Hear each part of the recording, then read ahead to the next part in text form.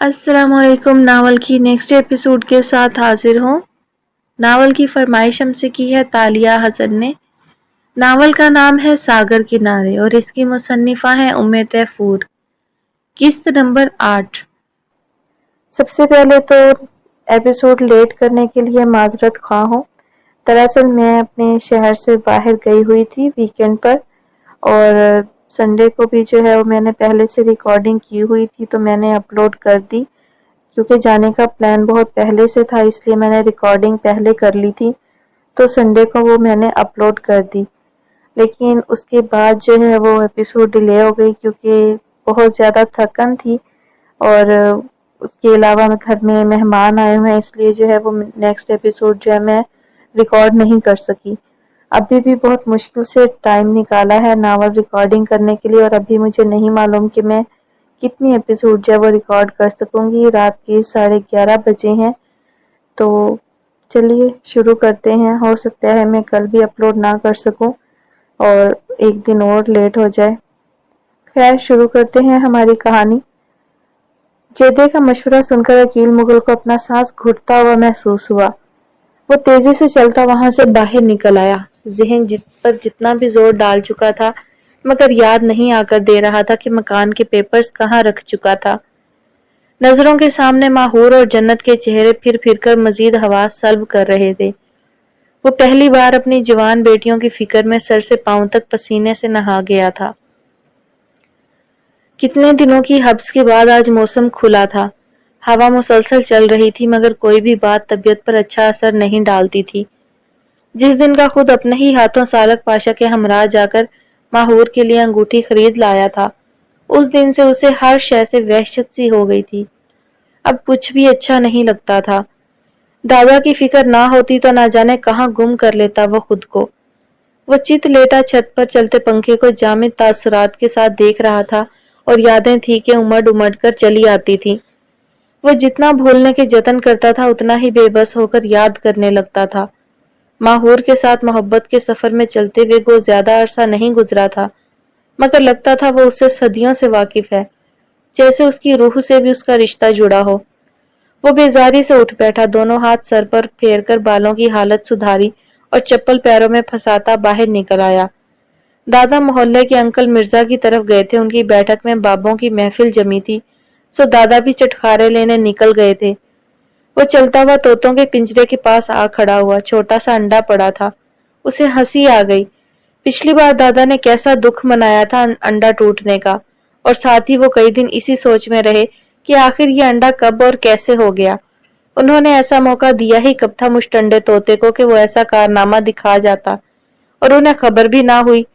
किसी कपत्ती सास की तरह वो भी उस जोड़े की ताड़ में रहने लगे थे। मोमिन ने थोड़ा सा दाना डालकर आब खोरे में पानी भरा और आसमान पर छाए काले स्याह बादलों को देखने लगा। माहूर की याद एकदम हर तरफ से घेरने लगी। उसे एक नजर देखने को दिल पूरी तरह मचलने लगा, मगर अब भला किस रिश्ते से और किस मुंह से वो उसकी तरफ देखता। वो खुद माहूर का अपनी ओर खुलता हर दरवाजा बंद कर आया था, मगर दिल की बेचैनी जैसे हद से सिवा हुई जाती थी। उसे अचानक माहौर के घर की रजिस्ट्री का ख्याल आया तो फौरन उठ खड़ा हुआ। जूते बदलने का भी तरद्दुद नहीं किया और चप्पल में ही घर से निकल आया।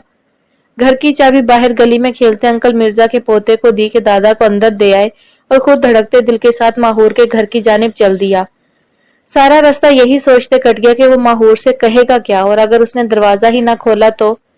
माल में माहौर का गाल पर पड़ा थप्पड़ एकदम याद आया तो हाथ बेसाख्ता गाल से हिलाने लगा।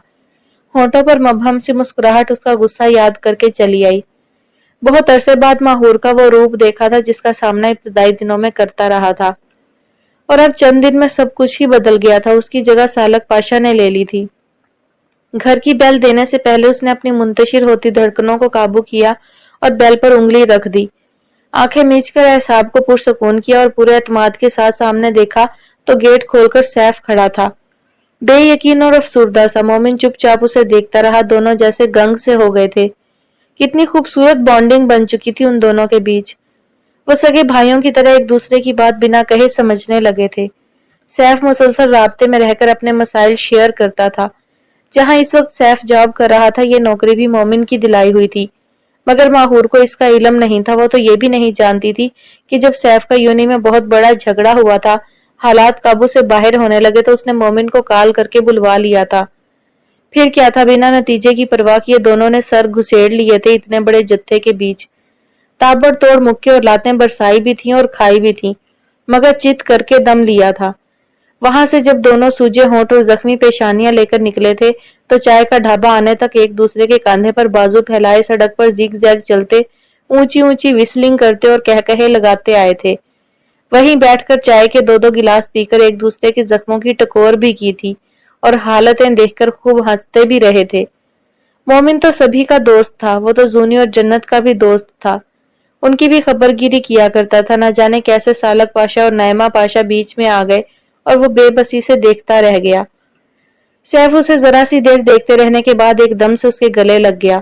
مومن نے بھی اسے اپنے دونوں بازوؤں میں مضبوطی سے بھر لیا۔ سیف کی آنکھیں بھیگ گئیں۔ مومن نے اس کی پشت سے ہلاتے ہوئے کچھ کہنا چاہا تھا کہ یکدم چیل کی طرح ماہور عقب سے نکل کر ان پر جھپٹی تھی۔ تمہاری جرت کیسے ہوئی یہاں آنے کی؟ کیوں آئے تم یہاں؟ مومن تراب، میں تمہیں قتل کر دوں گی اب۔ تمہاری شکل تک سے مجھے نفرت ہے اور تم جان بوجھ کر میرا تماشا دیکھنے کے لیے ہر دوسرے دن سامنا کرتے ہو۔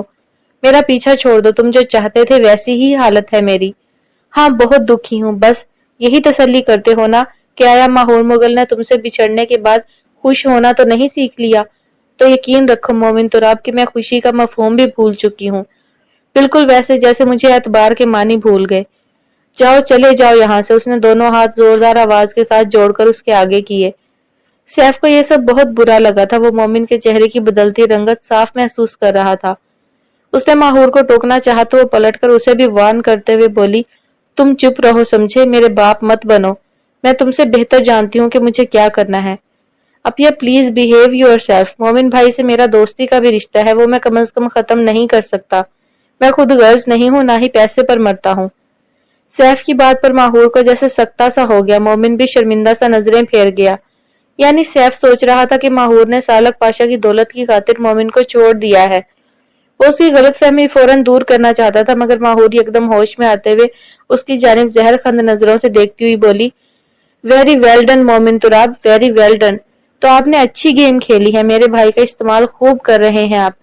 ظلم کر کے بھی مظلوم بنے، اسی کے کندھے پر آنسو بہانے چلے آئے ہیں۔ چلیے جب آنا جانا رکھنا ہی ہے تو ذرا کل بھی چلے آئیے گا۔ کل شام کو 4 بجے میری منگنی ہے آپ کے باس سالک پاشا سے۔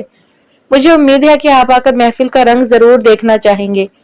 بے تحاشا نفرت سے کہتی وہ ایک جھٹکے سے واپس مڑ کر اندر تو چلی گئی، مگر اسے اندازہ نہیں تھا کہ مومن تراب کے مجروح دل کو کتنے ٹکڑوں میں تقسیم کر گئی تھی۔ وہ بھول گیا تھا کہ یہاں کیا کرنے آیا تھا، بس انہی قدموں واپس پلٹ گیا۔ سیف نے کتنی بار پکارا مگر وہ بہرا ہو گیا تھا۔ صرف نگاہوں کے سامنے بار بار وہ انگوٹھی جھلملا رہی تھی جو سالک پاشا نے اسی کی پسند سے خریدی تھی۔ سڑکیں ناپنا اب تو معمول بن گیا تھا، مگر مرد ہوتے ہوئے بھی آنسو بہانے کے لیے وہ شام کی بڑھتی تاریکی میں کسی پارک کا رخ کیا کرتا تھا۔ بے شمار بیتے لمحوں کا ایک لامتناہی سلسلہ تھا جو جوک در جوک اس کے احاطہ سوچ میں داخل ہو کر دل کی ویرانی کا سبب بنتا رہا۔ بہت دیر بعد جب وہ وہاں سے نکلا تو ماہور کے مکان کی رجسٹری یوں ہی لیے واپس آ گیا تھا۔ اس نے سوچ لیا تھا کہ اسے یہ رجسٹری کس کے حوالے کرنی ہے۔ نعیمہ پاشا کو ہوش آیا تو ان کی پہلی نگاہ سامنے ٹانگ پر ٹانگ رکھے بیٹھے عادل پاشا پر پڑی تھی۔ وہ ایک دم لیٹے سے اٹھ کر بیٹھنے لگیں تو دائیں جانب سے سالک کی آواز ابھری، لیٹی رہیں ماما، ڈاکٹر نے آپ کو مکمل ریسٹ بتایا ہے۔ سٹریس ہے، بہت خیال رکھنا پڑے گا ورنہ بلڈ پریشر نارمل نہیں ہو پائے گا۔ آپ بے ہوش ہو گئی تھی، خان سامہ نے آپ کو گرا دیکھا تو ابھی کو کال کی تھی۔ وہ سائڈ ٹیبل پر رکھی میڈیسنز پوری توجہ سے دیکھتا بے حد اپنا اپنا لگا تھا۔ عادل پاشا نے جو اس کے ماما کہنے پر پہلو بدلا تھا مصلحتاً خاموش رہے تھے۔ وہ سپاٹ سی نظروں کے ساتھ نعیمہ پاشا کا جائزہ لے رہے تھے۔ ان کی ہارٹ بیٹ مس ہوئی تھی، اس کا مطلب تھا کہ عادل پاشا نے ہی ان کی گفتگو سنی تھی۔ اگر سالک نے ان کی باتیں سنی ہوتی تو وہ اب ان سے اتنا فرینک ہو چکا تھا کہ باز پرس کر لیتا، اور ماہور کے حوالے سے اتنی بڑی بات ہضم کرنا ممکن نہیں تھا۔ وہ سراسیما سے عادل پاشا سے نظریں چرائے اپنے ہاتھوں کو دیکھ رہی تھی۔ کس قسم کا سٹریس لے رہی ہیں آپ نعیمہ؟ سب کچھ آپ دونوں کی مرضی کے عین مطابق ہو تو رہا ہے، پھر کیوں پریشان ہیں آپ؟ वो तंजन उन दोनों को देखते हुए ठंडे लहजे में गोया हुए तो नाइमा पाशा के हाथ पैरों की सनसनाहट में इजाफा हो गया। सालक ने उनके चेहरे की बदलती रंगत पर एक सरसरी निगाह डालकर आदिल पाशा की जानिब मुतवज्जा हुआ ताकि उनका ध्यान अपनी ओर करवा सके। मेरे नए घर को सेट करने की टेंशन अभी, वो उसे आपकी बहू के शायाने शायान बनाना चाहती हैं। क्यों मामा? वो उनके बराबर वाली कुर्सी पर बैठता हुआ बोला। आदिल पाशा ने सख्ती से मुठ्ठियां भींचकर खोली जैसे अपना गुस्सा जब्त कर रहे हों। तो तुमने शिफ्ट होने का इरादा बदला नहीं? कहा तो था तुम्हें कि कोई जरूरत नहीं अलग घर में शिफ्ट होने की।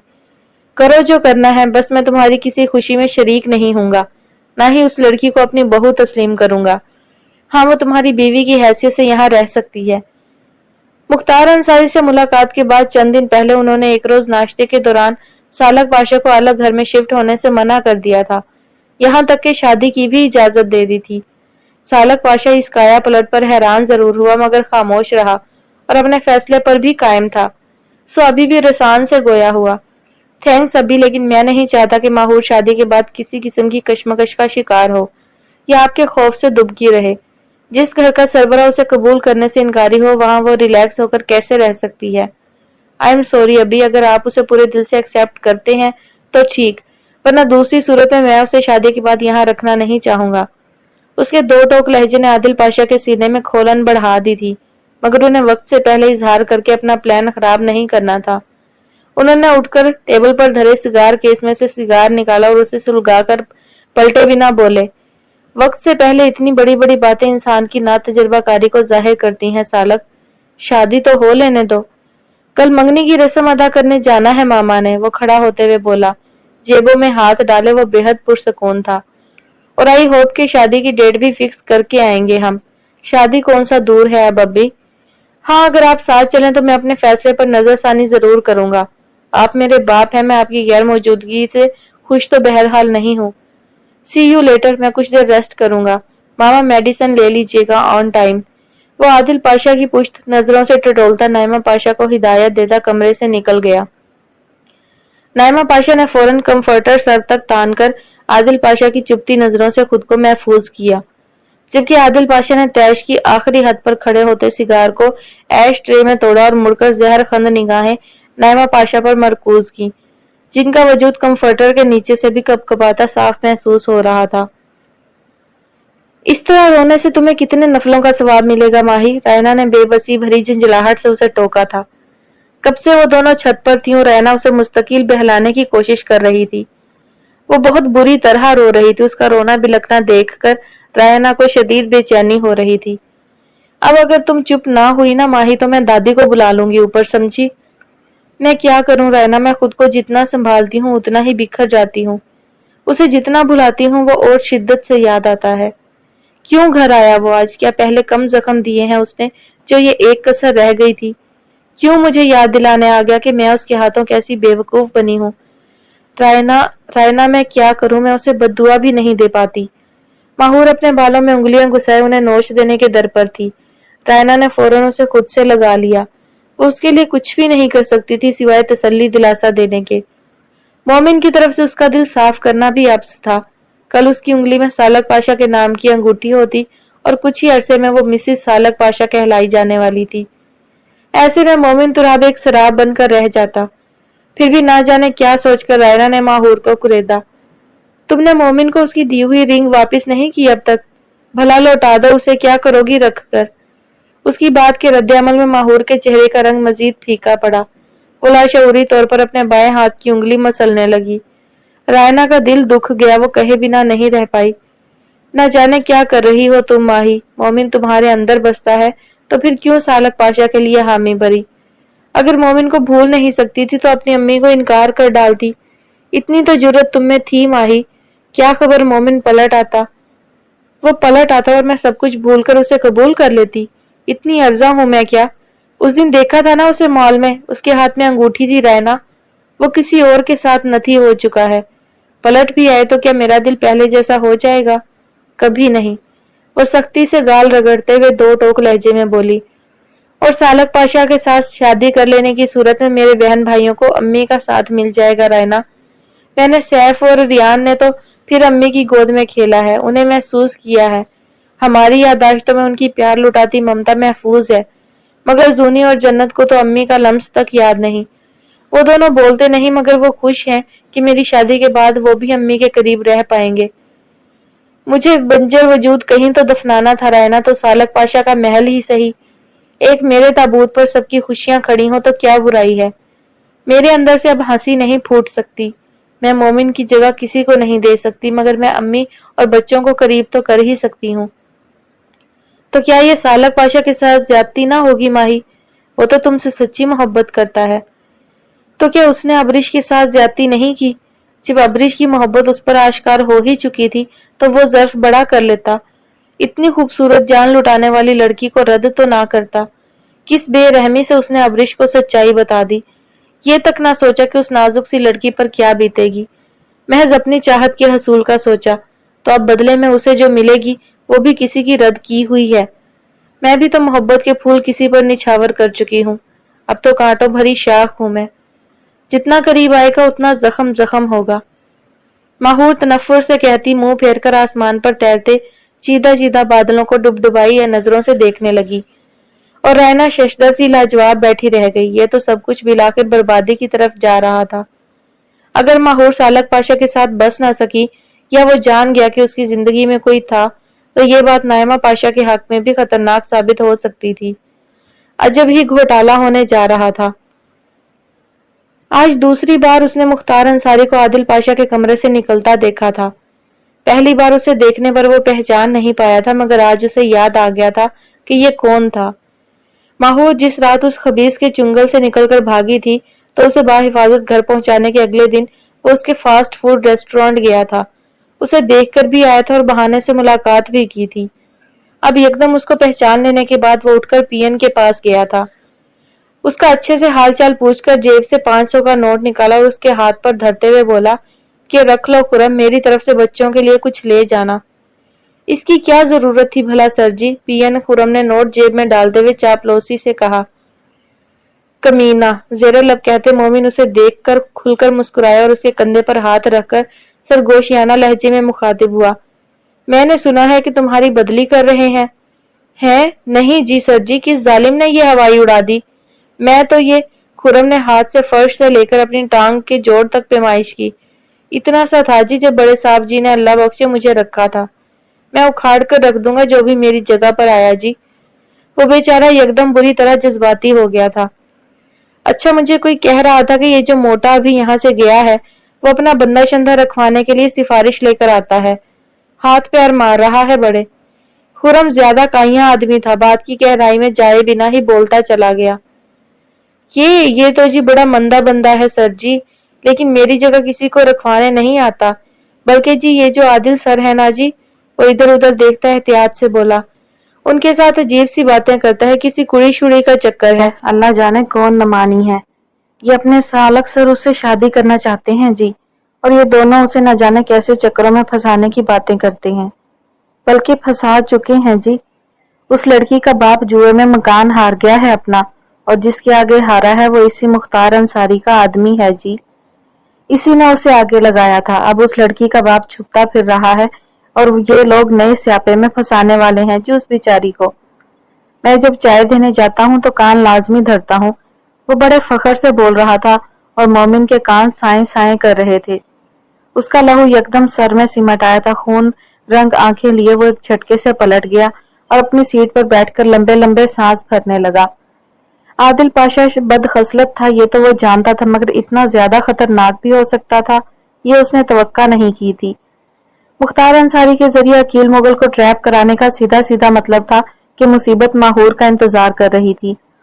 مختار انصاری پرانا بدلہ چکانے کے لیے چوکس تھا، اور عادل پاشا کا اپنے بیٹے پر جب بس نہیں چلا تو ماہور پر داؤ کھیلنے لگے تھے۔ ایسا وہ کبھی نہیں ہونے دے گا۔ یہ کیسا گیم کھیل رہے تھے وہ، اسے جلد از جلد پتہ لگوانا ہی ہوگا۔ مگر اس سے پہلے وہ اٹھا اور اپنی ٹیبل کی دراز کھول کر اس میں موجود کاغذات کو جلدی جلدی پھرولنے لگا۔ عشق دل میں نہیں روح میں اترنا چاہیے۔ دل میں تو ایک ساتھ کئی محبتیں سما سکتی ہیں، مگر روح کا ناتا ایک بار جس سے جڑ جائے وہ مرتے دم تک نہیں ٹوٹتا، نہ ہی تبدیل ہوتا ہے۔ وہ اپنے وجود کے ساتھ وہاں براجمان تھی، مگر بے جان وجود۔ اس نے مان لیا تھا کہ اس کی روح مومن تراب کی اسیر تھی، وہ مومن تراب کے ساتھ ہی جڑی رہنے والی تھی۔ 2 سیٹر پر جب رائنا نے اسے لا کر سالک پاشا کے پہلو میں بٹھایا تھا تو نہ اس کا جسم کب کپایا، نہ وہ گھبراہٹ کا شکار ہوئی، بلکہ کسی سنگی مجسمے کی طرح وہ بے تاثر سی بیٹھ گئی تھی۔ سالک پاشا کے لیے مگر یہ سب معمولی نہیں تھا۔ اس کی چاہت اور زندگی کی خوشیوں کا نچوڑ آج اس کے اتنا قریب تھا کہ وہ ہاتھ بڑھا کر اسے چھو سکتا تھا۔ ماہور کو وہ آج اپنے نام کی انگوٹھی پہنانے آیا تھا۔ اس دن کا وہ دن میں کئی بار خواب دیکھتا تھا، آج حقیقت بن چکا تھا۔ نائمہ پاشا کی اندرونی کیفیت خوشی بن کر ان کے چہرے پر جھلک رہی تھی۔ وہ سوچ بھی نہیں سکتی تھی کہ عادل پاشا اتنے آرام سے سرنڈر کر دیں گے۔ وہ خود بھلے نہیں شامل ہوئے تھے، نہ ہونے کا ارادہ تھا، مگر ان کا سالک کو اجازت دے دینا ہی معمولی امر نہیں تھا۔ زلیخا دادی بجھے دل سے اور چہرے پر زبردستی کی مسکراہٹ سجائے ماہور کو دیکھ رہی تھی، جو اس وقت خوفناک حد تک سپاٹ سی بیٹھی تھی۔ رائنا اور عاقب بھائی کی آوازیں نمایاں تھیں، جیسے جان بوجھ کر اونچا اونچا بول کر ماحول کی کثافت کو کم کرنے کی کوشش کی جا رہی ہو۔ ناہید آنٹی بھی نائمہ پاشا سے باتوں کا سلسلہ جوڑے ہوئے تھیں۔ زونی اور جنت خوب چہک رہے تھے کیونکہ نائمہ پاشا نے آج ان کے لیے تحائف کا انبار لگا دیا تھا۔ خوبصورت ریپنگ میں لپٹے چھوٹے بڑے ہر سائز کے ڈبے کھول کر وہ سیر ہی نہیں ہو پا رہے تھے۔ نائمہ پاشا ان کی ماں تھی اور ان کی شخصی کمیوں سے بھی واقف تھیں۔ وہ جانتی تھیں کہ ترس ترس کر ہر چیز ملنے والے بچوں کے لیے ایسے گفٹس کیا معنی رکھتے تھے۔ اس معاملے میں بھی وہ نہ چاہتے ہوئے بھی خود غرض بن رہی تھی، کیونکہ بچوں کو قریب کرنا ان کا پہلا مقصد تھا، اور اس کا حصول آسان بنانے کے لیے وہ ہر جتن کر گزرنے کو تیار تھیں۔ وہ تو ریان اور سیف کے لیے بھی اعلیٰ برانڈ کے سوٹ لے کر آئی تھی۔ ریان نے ان کی اصرار پر پہن لیا تھا، مگر سیف نے دیکھنا بھی گوارا نہیں کیا تھا۔ اس کی سرخ اور سوجی آنکھیں اس کی تھکن اور اندرونی توڑ پھوڑ کی عکاس تھیں، مگر نائمہ پاشا نے فی الوقت نگاہ چرانا بہتر سمجھا تھا۔ ابھی اسے چھیڑ کر وہ سالک کے سامنے کسی بھی قسم کا تماشا نہیں چاہتی تھی۔ پہلے ہی وہ ماحول کے جامد تاثرات کو لے کر دل ہی دل میں شدید پریشان تھی۔ وہ جلد از جلد رسم کر کے شادی کی تاریخ پکی کرنا چاہتی تھی۔ ان کا بس چلتا تو وہ آج ہی نکاح کروا کے ماہور کو لے جاتی، مگر سالک اس طرح کبھی راضی نہ ہوتا۔ وہ خوب دھوم دھام سے اور اپنی محبت کے شایان شان طریقے سے بارات لے کر آنا چاہتا تھا، اور پھر نائمہ پاشا کو ابھی مہلت نہیں ملی تھی کہ وہ بچوں سے کھل کر بات کر سکے اور انہیں سالک کے نئے بنگلے میں شفٹ کر سکے۔ اس سلسلے میں انہوں نے ابھی تک کسی سے کچھ نہیں کہا تھا۔ عقیل مغل کے اکیلے رہ جانے کا غلغلہ اگر اٹھتا بھی تو انہیں پرواہ نہیں تھی۔ وہ جس کرب کو سہ چکی تھی، اسی کرب کا ذائقہ عقیل مغل کو چکھانے کا وقت آ گیا تھا۔ بدلہ ایسا پکوان ہے جسے ہمیشہ ٹھنڈا کر کے پیش کرنے سے اپنے ہاتھ نہیں جھلستے۔ نائمہ پاشا نے اپنے خوبصورت ہینڈ بیگ سے مخملی ڈبیا نکال کر اسے کھولا، نہایت محبت سے چمکتی دمکتی انگوٹھی کو دیکھا اور اجازت طلب نظریں زلیخا دادی پر ڈالیں۔ دادی نے بجھے دل سے سر ہلا دیا۔ انہوں نے بسم اللہ کہتے انگوٹھی نکال کر سالک پاشا کو تھما دی اور پہنانے کا اشارہ کیا۔ اس نے وفور شوق سے ایک نظر دوپٹے کی آڑ سے دکھائی دیتے اس کے رخسار کو دیکھا اور پھر نرمی سے اس کا بایاں ہاتھ تھام لیا، جسے تھامتے ہی اسے یوں محسوس ہوا جیسے برف کی سل پکڑ لی ہو۔ ٹھنڈے یک ہاتھ کو اس کا دل چاہا کہ اپنی ہتھیلی میں دبا کر گرمائش پہنچائے، مگر ایسی خواہ خواہش اس نے آنے والے وقت پر اٹھا کر انگوٹھی اس کی باریک اور نازک سی انگلی میں ڈال دی۔ انگوٹھی پہناتے ہی ماہور نے فی الفور اس کی گرفت سے ہاتھ چھڑا لیا تھا۔ سالک پاشا نے ٹھٹک کر اسے دیکھا اور مسکرا دیا۔ ناہید آنٹی منہ میٹھا کرانے کے لیے مٹھائی کی پلیٹ تھام کر اٹھ کھڑی ہوئی اور رائنا کو لوازمات کچن سے لا کر ٹیبل پر سجانے کا کہا۔ اس سے پہلے کہ وہ جاتی باہر صحن میں بلا کا شور اٹھا، توڑ پھوڑ کی آوازیں بھی کانوں میں پڑ رہی تھی۔ سبھی اپنی جگہ سے اٹھ کھڑے ہوئے، سیف، ریان اور سالک فوراً باہر کو لپکے۔ صحن میں ہیرا 5-7 آدمیوں کا گروہ لیے عقیل مغل کو پیٹ رہا تھا۔ وہ فرش پر نیم مردہ سے پڑے پٹ رہے تھے۔ سیف اور سالک فوراً انہیں چھڑانے کے لیے آگے بڑھے تو ہیرے نے ہاتھ میں تھاما موٹا سا ڈنڈا لہراتے ہوئے انہیں دھمکایا، خبردار جو ایک بھی قدم آگے بڑھایا تو اندر جو ڈرامہ ابھی بھی تم لوگوں نے کھیلا ہے اسے بند کرو اور یہ لڑکی میرے حوالے کرو۔ اس کا اشارہ برآمدے کے جالی والے دروازے کے اندر سے نظر آتی ماہور کی طرف تھا، جس کی آنکھیں اس بات پر حیرت سے پھٹی رہ گئی تھی۔ رائنا نے فوراً اسے اپنی پشت کے پیچھے کیا۔ ہیرا پوری تیاری سے آیا تھا، اسے یہ بھی معلوم تھا کہ اندر ابھی رسم ادا ہوئی ہے اور اس نے ماہور کی نشاندہی بالکل درست کی تھی۔ سیف اور ریان اگلے ہی لمحے مارے تیش کے اس کی جانب لپکے تھے، مگر سالک پاشا دونوں کو رک جانے کا اشارہ کرتے ہوئے دبنگ لہجے میں اس سے مخاطب ہوا۔ کون ہو تم اور یہ سارا تماشا کس لیے ہے؟ جو بھی بات کرنی ہے مجھ سے کرو، کیوں مار رہے ہو؟ اوئے تو درمیان سے ہٹ جا، ایک ڈنڈا پڑا نا تو سارا سوٹ بوٹ دھرا رہ جانا ہے، ہٹ پرے لڑکی لے جانے دے۔ اس کا جملہ پورا بھی بمشکل ہوا تھا کہ سالک کا ایک زوردار پنچ جبڑے پر پڑا اور دوسرے ہی پل وہ عقیل مغل کے پہلو میں گرا خاک چاٹ رہا تھا۔ اس قسم کے حملے کی اسے توقع نہیں تھی۔ اس کے ساتھی فوراً سالک کی جانب لپکے مگر ہیرے نے انہیں آواز دے کر روک لیا۔ خود نیچے سے اٹھ کر ہونٹوں کے کناروں سے خون صاف کیا اور بولا، دیکھ تیرا میرا کوئی جھگڑا نہیں، مجھے یہ لڑکی چاہیے کیونکہ اس کا باپ اسے جوئے میں ہار چکا ہے، اب یہ میری ہے۔ وہ سب انتہائی حیرت سے ہیرے کو دیکھ رہے تھے، بے یقینی اور خوف سب کے چہروں پر غازہ بن کر چھایا تھا۔ ماہور نے دونوں ہاتھوں کو اپنے منہ پر رکھ کر چیخ کا گلا گھونٹا تھا۔ زلیخا دادی نے دو ہتھڑ سینے پر مار کر دہائی دی، تیرا بیڑا غرق ہو جائے عقیل۔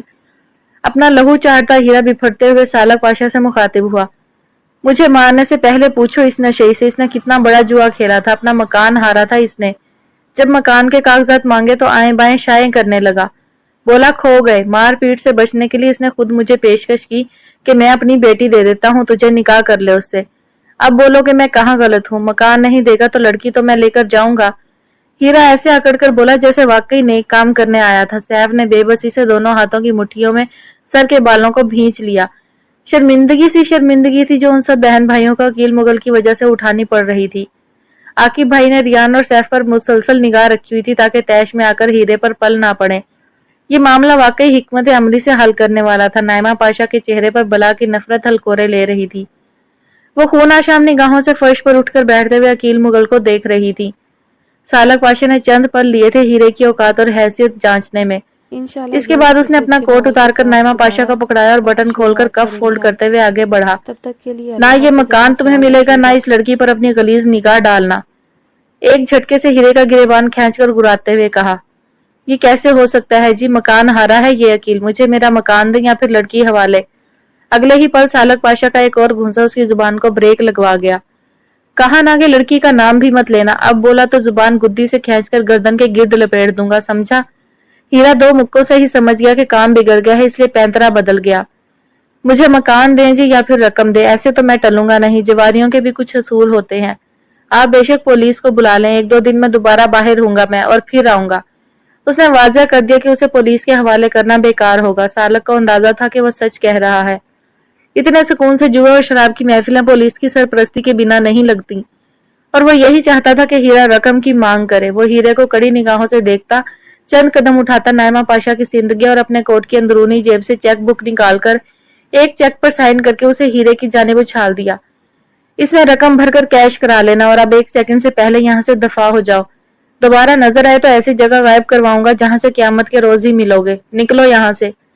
ہیرے نے چیک جھپٹ کر اٹھایا اور اسے ندیدوں کی طرح چوم کر جیب میں ڈال کر فوراً اپنے آدمی لے کر وہاں سے چلا گیا۔ پیچھے موت کا سا ہولناک سناٹا چھا گیا۔ ماہور کو تو جیسے سکتہ ہو گیا تھا۔ سیف اور ریان سالک پاشا کے ممنون ہو گئے تھے، لیکن باپ کی اس حرکت کی وجہ سے سر اٹھانے کے قابل نہیں رہے تھے۔ رائنا پہلے ماہور کو اس کے کمرے میں پہنچا کر بمشکل لٹا آئی اور پھر دونوں بچوں کو کسی طرح بہلاتی وہاں سے لے گئی۔ اس کے جاتے ہی سالک پاشا نے دوبارہ کوٹ کی اندرونی جیب میں ہاتھ ڈال کر کچھ برآمد کیا۔ یہ رہی آپ کے مکان کی رجسٹری، یہ میرے پاس کیسے آئی، اسے جانے دیجیے گا، آپ بس اسے سیف جگہ پر سنبھال کر رکھ لیں۔ سب دمبا خود اس کی جانب دیکھ رہے تھے۔ نائمہ پاشا خود حیران پریشان تھی کہ اس کے پاس اس مکان کی رجسٹری کہاں سے آ گئی۔ سیف نے اس کے ہاتھ سے لے کر شکریہ ادا کیا اور شرمندہ سے جھکے سر سے اندر چلا گیا۔ جو کچھ بھی یہاں ہوا تھا اس کے بعد ان سب کو تھوڑا ٹائم چاہیے تھا سنبھلنے کے لیے۔ عاقب بھائی اپنی امی کو لے کر گھر چلے گئے۔ پیچھے صحن میں محض زلیخا دادی، نائمہ پاشا اور سالک کھڑے رہ گئے تھے، یا پھر ابھی تک گٹھڑی کی صورت عقیل مغل کا کپ کپاتا وجود پڑا تھا۔ تم نے ہمیں اپنا قرض دار کر لیا بیٹا، ہم سبھی کو خرید لیا تمہارے احسان نے، زلیخا دادی نے ہاتھ جوڑتے ہوئے سالک سے کہا تو اس نے فوراً آگے بڑھ کر انہیں تھام لیا۔ ایسا مت کہیں، مجھے شرمندہ مت کریں، بس یہ شکر کریں کہ بات بگڑی نہیں، ورنہ ہمارے جانے کے بعد یہ شخص آتا تو نہ جانے کیا ہو جاتا۔ لیکن بیٹا تمہارے پاس رجسٹری کے پیپرز کہاں سے آئے؟ کیا تم جانتے تھے کہ ایسا کچھ ہونے والا ہے؟ ورنہ انہیں کوٹ کی جیب میں لے کر پھرنے کی کیا ضرورت ہو سکتی ہے؟ نائمہ پاشا کی حیرت رفع ہی نہیں ہو رہی تھی، ان کا سر فخر سے بلند ہو گیا تھا، دل میں جو ذرا سا ملال تھا وہ بھی دھل گیا۔ کیسا لاجواب انتخاب تھا ان کا، کیسے بر وقت ساری سچویشن سنبھال لی، کھٹ سے چیک کاٹ کر تھما دیا۔ بھلا مومن ہوتا تو ایسا کر پاتا؟ یوں سمجھے کسی خیر خواہ نے بر وقت خبردار کر دیا۔ سالک نے کوٹ پہنتے ہوئے رسان سے جواب دیا، اب ہمیں بھی چلنا چاہیے، ان سب کو اکیلا چھوڑنا بہتر رہے گا تاکہ خود کو اس ساری اذیت سے باہر نکال سکے۔ کیا خیال ہے؟ اس نے نائمہ پاشا سے پوچھا تو انہوں نے رضامندی سے کندھے اچکا دیے۔ سالک مسکراتا ہوا ایک نگاہ برآمدے سے نظر آتے خالی لاؤنج پر ڈالتا گیٹ سے باہر نکل گیا۔ عقیل مغل کی طرف اس نے دیکھنا بھی گوارا نہیں کیا تھا، حرکت ہی ناقابل معافی تھی۔ نائمہ پاشا زلیخا دادی کے ساتھ اندر جا کر بچوں سے مل کر انہیں تسلی دلاسا دے کر باہر آئیں تو عقیل مغل کھڑے ہو کر اپنے کپ کپاتے ہاتھوں سے کپڑوں پر لگی بے تحاشا گرد جھاڑ رہے تھے۔ جو کچھ آج ہوا تھا اس کے اثرات ان کے بھی چہرے سے مترشح تھے۔ یہ راہ انہیں جیدے نہیں سجھائی تھی۔ اس وقت وہ بھلے اسے کوئی بھی جواب دیے بنا وہاں سے چلے آئے تھے، مگر گھر آ کر انہیں اس میں کچھ مذائقہ بھی محسوس نہیں ہوا تھا۔ ماہور کو انہیں کہیں نہ کہیں تو بیاہنا ہی تھا، تو ہیرے میں کیا برائی تھی؟ کتنا کماتا کھاتا آدمی تھا، ایک بار جوا لگاتا تھا تو کئی مہینوں کے لیے بے فکری ہو جاتی تھی۔ یہی کچھ سوچ کر انہوں نے ہیرے کو خود آفر کی تھی مکان کے بدلے ماہور کی۔ ہیرے کی آنکھوں میں کمال کی خباثت اتر آئی تھی، اسے یہی سودا کرنے کے لیے ہی تو پلانٹ کیا گیا تھا۔ اس نے ایک لمحے کی بھی دیر کیے بنا ہاں کہہ دی تھی۔ عین اسی پل جیدے نے وہاں کر ساری خرابی کر دی تھی۔ اس نے ہیرے کے سامنے ہی عقیل مغل کو اطلاع دے دی کہ اس کے گھر میں اس کی بیٹی کا رشتہ طے ہو رہا ہے اور وہ یہاں بیٹھا ہے۔ عقیل مغل کا رنگ فک ہوا سو ہوا، ہیرے نے جھٹ انہیں لاتوں اور گھونسوں پر رکھ لیا اور اسی طرح پیٹتے ہوئے گھر کے صحن میں لا پٹکا تھا۔ زندگی میں پہلی بار عقیل مغل نے پورے دل سے موت کی چاہ کی تھی۔ ایسی بے عزتی اور اتنی بے وقتی کا انہیں اب تک سامنا نہیں کرنا پڑا تھا۔ جب وہ اپنے ہی محلے سے جانوروں کی طرح پٹتے ہوئے گزرے تھے، ان کے دل میں صدمے نے گھر کر لیا تھا۔ وہ جان بوجھ کر بے سود کبوتر کی طرح آنکھیں بند کیے پڑے رہے تھے تب تک جب تک کہ سارا معاملہ حل نہ ہو گیا۔ ان میں کسی سے نظر ملانے کا حوصلہ ہی نہیں تھا، اور اب جب انہیں یقین ہو گیا کہ سارا صحن خالی ہو چکا تو وہ زور زور سے دکھتے وجود کو لیے اٹھ کھڑے ہوئے، لیکن عین اسی پل نائمہ پاشا اندر سے نکل کر ان کے سامنے کھڑی ہیں۔ اتنے سالوں بعد وہ پورے کرو فر سے گردن اکڑائے یوں کھڑی تھی جیسے وہ ملکہ ہوں اور عقیل مغل ان کی رعایا۔ جس انداز میں تمہارے اور میرے راستے الگ ہوئے تھے، میں سوچتی تھی کہ یہ عقیل مغل کی پستی کی انتہا ہے۔ اس سے زیادہ وہ کبھی نہیں گر سکتا تھا کہ اپنی اس بیوی پر تہمت لگاتا جس پر اپنے آپ سے زیادہ اعتبار کرنے کا دعویٰ کرتا تھا۔ مگر آج میں نے جانا کہ وہ تو ابھی ابتدا تھی، انتہا تو آج ہوئی ہے۔ عقیل مغل، تم شوہر ہونے کے ناطے جتنے غیر محفوظ تھے، باپ ہونے کے ناطے اس سے کہیں زیادہ بے اعتبار ہو۔ تم وہ تعلق ہو جس کے ساتھ بندہ ہر رشتہ ننگا ہو جائے، ایسا صاحبان ہو جس کی موجودگی میں بھیڑیے دندناتے ہوئے آئیں اور عزت تاراج کر کے چلے جائیں، مگر تمہارے نشے کے مارے وجود کو ہلکی سی ٹھیس بھی نہ پڑے۔ تم ذلت کا گھڑا ہو، کیا ہی اچھا ہو جو اپنے آپ کو اس گھڑے میں دفنا لو۔ میری اولاد تو محفوظ ہو جائے گی۔ تمہارے ہونے نے میری اولاد کو جتنا رلایا ہے، مجھے یقین ہے کہ تم نہ ہوتے تو وہ سکون کا سانس لے پاتے۔ تف ہے تم پر عقیل مغل، اور تف ہے مجھ پر کہ میں نے کبھی تم جیسے شخص کو چاہا تھا۔ تف ہے۔ نائمہ پاشا نم آنکھوں کے ساتھ ان پر تھوک کر جا چکی تھی۔ 14 سال کی کھولن تھی جو انہوں نے انڈیل دی تھی، اور عقیل مغل کو لگا تھا جیسے وہ کسی پھندے سے آزاد ہوئے ہیں۔ پچھلے 14 سال سے جو تالا ان کے دل و دماغ پر لگ چکا تھا وہ ایک جھٹکے سے ٹوٹ کے گرا تھا۔ زنگ آلود دل کی جانب کوئی درز سی کھل گئی تھی۔ وہ خود بھی اپنی کیفیت سمجھنے سے قاصر تھے۔ وہ رو ہرگز نہیں رہے تھے، مگر آنسو تھے کہ سیلے رواں کی طرح بہتے چلے جا رہے تھے۔ ان کے چہرے کے تاثرات بالکل جامد تھے، مگر دل کے اندر اکھاڑ پچھاڑ ہو رہی تھی۔ وہ بڑی لمبی نیند سے جاگے تھے، انہیں نفرت کے لمس نے جگایا تھا۔ نفرت بھی اس کی جس ایک سے ہی انہوں نے پوری زندگی شدید محبت کی تھی۔ آج ان کے بند کیواڑ کھلے تھے۔ وہ شکستہ سے الٹے قدموں پورے گھر پر نگاہ ڈالتے پیچھے ہٹتے گئے اور مڑ کر گھر سے باہر نکل کر گلی میں گم ہو گئے۔ یہ کسی فیکٹری کا پچھلا احاطہ تھا، بے تحاشا کاٹ کباڑ اور لمبی لمبی خودرو جھاڑیوں کا ڈھیر تھا۔ رات کا سما تھا اور جھینگروں کے بولنے کی آوازوں کے علاوہ دوسری کوئی انسانی آواز سنائی نہیں دے رہی تھی۔ حالانکہ ابھی محض 8:20 ہی ہوئے تھے، مگر ویرانہ ہونے کی وجہ سے دور دور تک نظر دوڑانے پر بھی محض اونچے اونچے فلک بوس درختوں کے جھنڈ ہی دکھائی پڑ رہے تھے۔ اس لیے محسوس ہوتا تھا جیسے بہت رات بیت گئی ہو۔ درمیان میں مختار انصاری کرسی پر رسیوں سے بندھا پڑا تھا، منہ بھی ڈکٹ ٹیپ سے بند کر رکھا تھا۔ ہاتھوں کو پیچھے پشت پر انتہائی مضبوطی سے باندھا گیا تھا کہ اس سے ہلنا دشوار تھا۔ خوف سے آنکھیں پھٹنے کے قریب تھی۔ جتنا وقت اسے یہاں بندھے بیت گیا تھا، ایسے میں پسینے سے شرابور اسے اپنی موت صاف دکھائی دے رہی تھی۔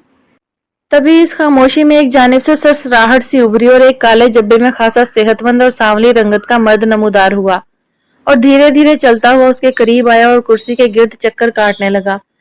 اس کی عجیب طرز پر دکھتی آنکھیں اور حلیہ بندھے ہوئے مختار انصاری کو مزید سراسیما کیے دے رہی تھیں۔ آنے والے نے ہنکارا بھرا، तो तू है वो जिसने भाई से पंगा ले लिया है। अब तो तू मरेगा मोटे, तुझे तेरी मौत ने उकसाया है भाई से उलझने पर। वो बात बाद में करता है, हड्डियां पहले तोड़ता है। बिल्कुल ऐसे। साथ ही उसने हाथों में लपेटे बबल रैप को मरोड़कर उसके पटाखे फोड़े। सारे में पटाख पटाख की बेतहाशा आवाज एक साथ गूंज उठी। मुख्तार अंसारी की हालत मजीद दगरगूं हो गई। जब्बे वाले आदमी ने कहकहा लगाया और उसे थोड़ा और सहमाने के लिए उसके चेहरे के बिल्कुल करीब मुंह ले जाकर कहकहा लगाया, मगर इस चक्कर में मुंह से अच्छी खासी बड़ी डकार खारिज हो गई। मुख्तार अंसारी के डेले उसकी ताब ना लाते हुए चकरा कर रह गए थे। इसी असना में जब्बे वाले मर्द की गर्दन की पुष्ट पर किसी ने हल्के हाथ से चपेट मारी तो वो खुद बुरी तरह चीख मारता पलटा था। डर मर क्यों रहा है, मैं हूं मोमिन, और ये क्या बकवासबाजी लगा रखी है तूने। बोला भी था कि मुंह बंद रखना, अब उसके मुंह पर जो गैस खारिज की है इस मोटे को लगता है पीलिया हो गया।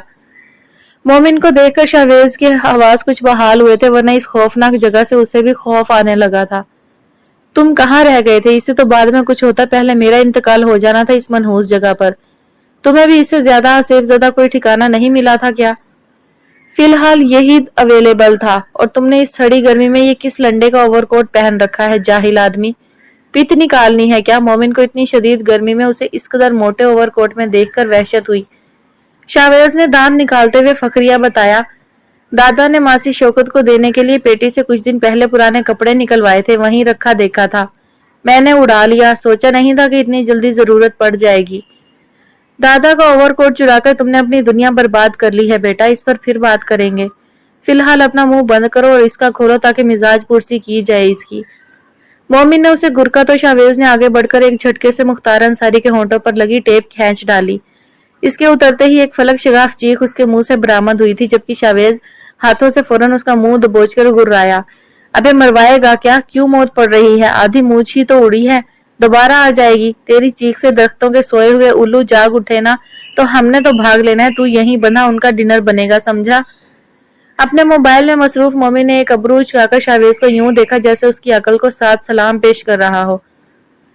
पहली बार सुन रहा था कि उल्लू डिनर में ऐसी खुराक लेना पसंद करते हैं। देखो कौन हो तुम लोग, क्यों बांध रखा है मुझे यहाँ, क्या चाहते हो? अगर पैसे चाहिए तो बताओ मुझे, जितने कहोगे दूंगा, मगर मुझे जाने दो, खोलो मुझे। मुंह आजाद होते ही उसने इल्तिजाई और खौफ से भरपूर लहजे में कहा तो शाहवेज ने दोबारा फॉर्म में आते हुए एक थप्पड़ उसे जड़ा और उसके गिर्द चक्कर काटता बोला, हाँ तो अब बोल मुख्तार, नाम क्या है तेरा? मुख्तार अंसारी ने अचंभे से उसे देखा जो उसका नाम दोहराकर भी नाम पूछ रहा था। मोमिन को हंसी आ गई। वो मोबाइल से फारिग हो गया था और उसे अपनी शर्ट की फ्रंट पॉकेट में रखकर मुख्तार अंसारी की तरफ पूरी शद्दोमद से मुतवज्जा हुआ।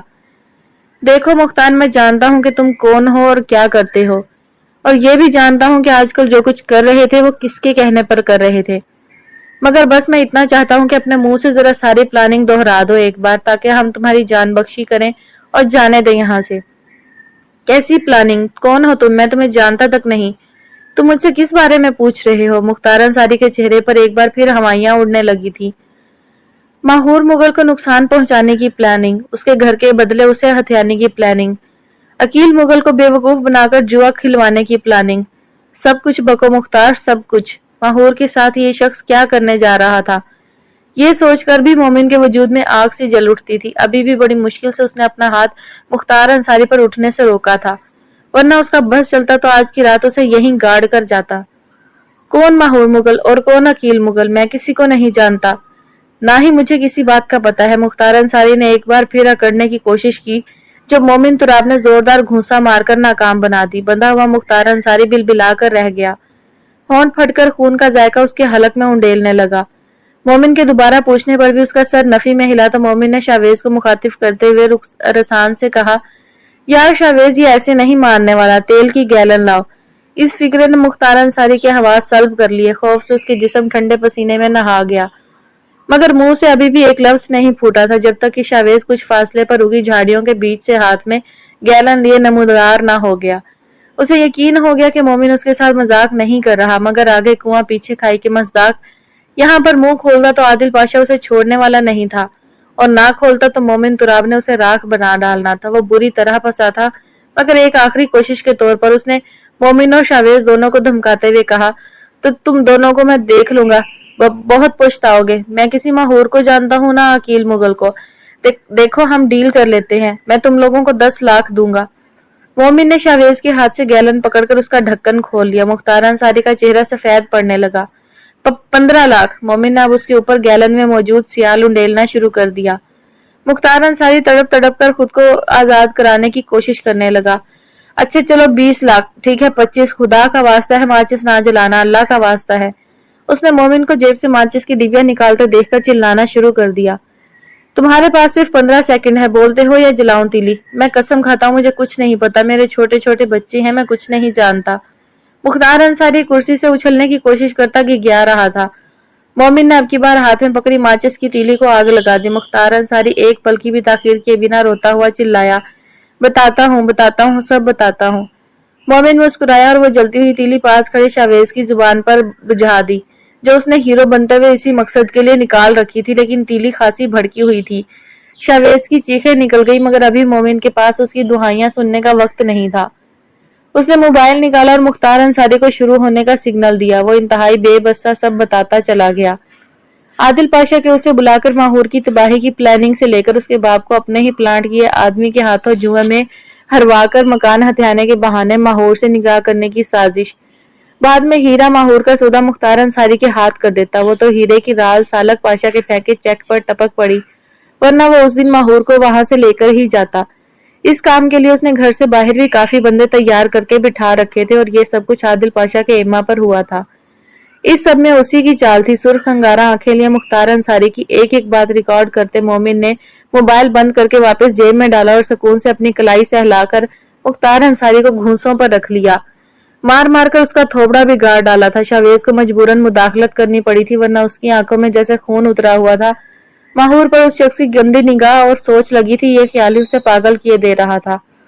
شاویز نے اسے باہوں میں جکڑ کر پیچھے ہٹایا تھا، مگر وہ ایک جھٹکے سے خود کو چھڑاتا واپس پلٹا اور پاس پڑی گیلن پوری کی پوری مختار پر الٹ دی۔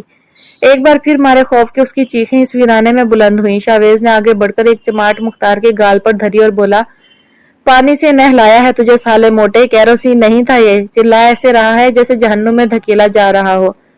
سدھر جا ورنہ مرنے کے بعد وہی تیری رہائش گاہ ہوگی، سمجھا؟ میں باہر گاڑی میں انتظار کر رہا ہوں، تو اس کے پیر کھول دے شاویز، ہاتھ کھولنے کے لیے اسے پوری رات لگنی چاہیے۔ اور آج کے بعد مومن نے واپس پلٹ کر اس کا جبڑا اپنے ہاتھ میں جکڑا اور گراتے ہوئے بولا، اگر تم نے ماہور پر میلی نگاہ بھی ڈالی یا اسے کوئی نقصان پہنچانے کا سوچا بھی تو کیروسین تو دور کی بات ہے، اب کہ میں تجھے آرے سے زندہ چیر دوں گا۔ مومن تراب نام ہے میرا، یاد رکھنا۔ خوف سے جاں بلب مختار انصاری کو ایک جھٹکے سے چھوڑتا وہ وہاں سے نکلتا چلا گیا۔ اور میرا نام شاویز ہے، اپنے محلے میں شاویز دادا کے نام سے جانا جاتا ہوں، بچ کے رہیو۔ شاویز نے بالکل مومن کے انداز میں اسے دھمکانا فرض جانا اور اس کے پیر رسیوں سے آزاد کرانے کے بعد ایک ہوائی بوسہ اس کی جانب اچھال کر وہ بھی وہاں سے چلا گیا۔ رکو مت جاؤ، رکو، دیکھو اتنے ظالم مت بنو، مجھے کھول دو، میں کیسے اپنے ہاتھ کھولوں گا؟ اللہ کا واسطے مجھے اس ویرانے میں چھوڑ کر نہ جاؤ، سنو دادا شاویز، دادا سنو۔ وہ شاویز کو دیوانہ وار پکار رہا تھا اور وہ جواباً اس پکار کے مزے لیتا سینہ اکڑائے وہاں سے چلا گیا۔ اسے معلوم تھا کہ یہ موٹا مختار انصاری جب خوف اور ڈر سے باہر نکلے گا تو اپنے ہاتھوں کو پہلے سے ڈھیلی ہوئی رسیوں کی گرفت سے نکال لے گا۔ ڈر اور لالچ انسان کو اندھا کر دیتے ہیں، اس کی عقل معاف ہو کر رہ جاتی ہے۔ مختار انصاری کے لیے یہ سبق کافی تھا، مگر عادل پاشا کے گرد گھیرا تنگ ہونے کا وقت ہوا چاہتا تھا۔ وہ بہت دیر سے اپنے کمرے کے فرش پر بیٹھی دیوار سے کمر ٹیکے ہوئے تھی، ذہن بالکل خالی تھا، یوں لگتا تھا جیسے ابھی ابھی پیدا ہوئی ہو۔ نہ کسی رشتے کا ادراک، نہ کوئی بندھن، نہ بھوک کی ایٹھن، نہ پیاس کی چبھن، بس ایک ہی بات تھی جو اس کے دل و دماغ پر نقش کر کے اسے بھیج دیا گیا تھا۔ اس کے باپ نے اس کا سودا کر دیا تھا، وہ جوئے میں ہاری ہوئی چیز تھی۔ اس نے زندگی کے بڑے بڑے سخت تھپیڑے سہے تھے، ایک وقت ایسا بھی آیا تھا کہ تکلیف اسے تکلیف کم اور سہیلی زیادہ لگا کرتی تھی۔ پھر مومن نے اس کی زندگی میں آ کر روم روم میں محبت بھر دی۔ اسے معلوم ہوا کہ دنیا میں تکلیفوں اور آزمائشوں کے علاوہ بھی کچھ وقوع پذیر ہوتا ہے، اور وہ ہے محبت۔ اس نے ایک ہی جام میں محبت اور نارسائی کے گھونٹ بھر لیے تھے، اور اب وہ دوبارہ سے وہی ماہور تھی جو دکھ کی روٹی اور راہوں کے سالن سے کھاتی تھی، مگر اپنا درد بتانے کے لیے اس کے پاس ماں نہیں تھی۔ وہ بے جان مورت کی طرح اپنے بائیں ہاتھ میں پہنی انگوٹھی کو شہادت کی انگلی اور انگوٹھے سے گھماتے ہوئے سوچ رہی تھی کہ نائمہ پاشا اس کی ماں نے اندر آ کر اسے کیا کہا تھا بھلا۔ اسے رفتہ رفتہ یاد آیا، چلو چھوڑو میری جان، بھول جانا سب، یہ شخص کبھی نہیں انسان بن سکتا تھا، میں تو بہت پہلے سے اس کی ڈسی ہوئی ہوں. اگر اس میں اچھائی کی رمق ہوتی تو آج اپنے ساتھ سب کی زندگیاں عذاب نہ کرتا. تم ڈپریس مت ہونا میری جان. میں ابھی کچھ دیر مزید رکتی مگر سالک کو بھی دیکھنا ہے مجھے. کہیں اس کا دل برا نہ ہو گیا ہو اس سارے تماشے سے. ٹھیک ہے میں چلوں گی اب. اور وہ اس کی پیشانی چوم کر خدا حافظ کہتی ہوئی چلی گئی تھی. تب سے لے کر اب تک ماہور وہیں بیٹھی تھی. ایسی تسلی ایسا دلاسا ہر کوئی دے سکتا تھا. بس ماں کا انداز الگ ہوتا ہے. وہ لاشعوری طور پر اس انتظار میں تھی کہ اسے گلے لگا کر خوب روئیں گی, اسے اپنے سینے میں چھپا لیں گی, اس کی تکلیف کو اپنے اندر جذب کر لیں گی, پھر اس کا سر اپنی گود میں رکھ کر نرم گرم انگلیوں سے اس کے بال سہلاتے ہوئے اسے نیند کی وادی میں اتار دینے کے بعد نامحسوس انداز میں اس کا سر اپنی گود سے نکال کر تکیے پر رکھیں گی اور دبے قدموں کمرے سے نکل کر سب کو شور نہ کرنے کی ہدایت کرتی اور اس کا بے حد خیال رکھنے کا کہیں گی. پھر وہ اپنے گھر اس کی فکر پلوں میں باندھ کر ہمراہ لے جائیں گی. مگر یہ سب خام خیالی ہی تھی. ایسا کچھ بھی نہیں ہوا تھا. انہیں ابھی بھی اپنے سوتیلے بیٹے کے جذبات و احساسات کی پرواہ زیادہ تھی جس کی بھینٹ ان کی سگی بیٹی بھی چڑھ چکی تھی. گرم گرم آنسو بالآخر اس کی بند پلکوں کو پھلانگتے باہر نکل ہی آئے تھے. اس نے انہیں پوری دلی آمادگی کے ساتھ بہنے دیا. ہر آنسو مومن تراب کی مالا جپتا اس کی گود میں سجدہ ریز ہو رہا تھا.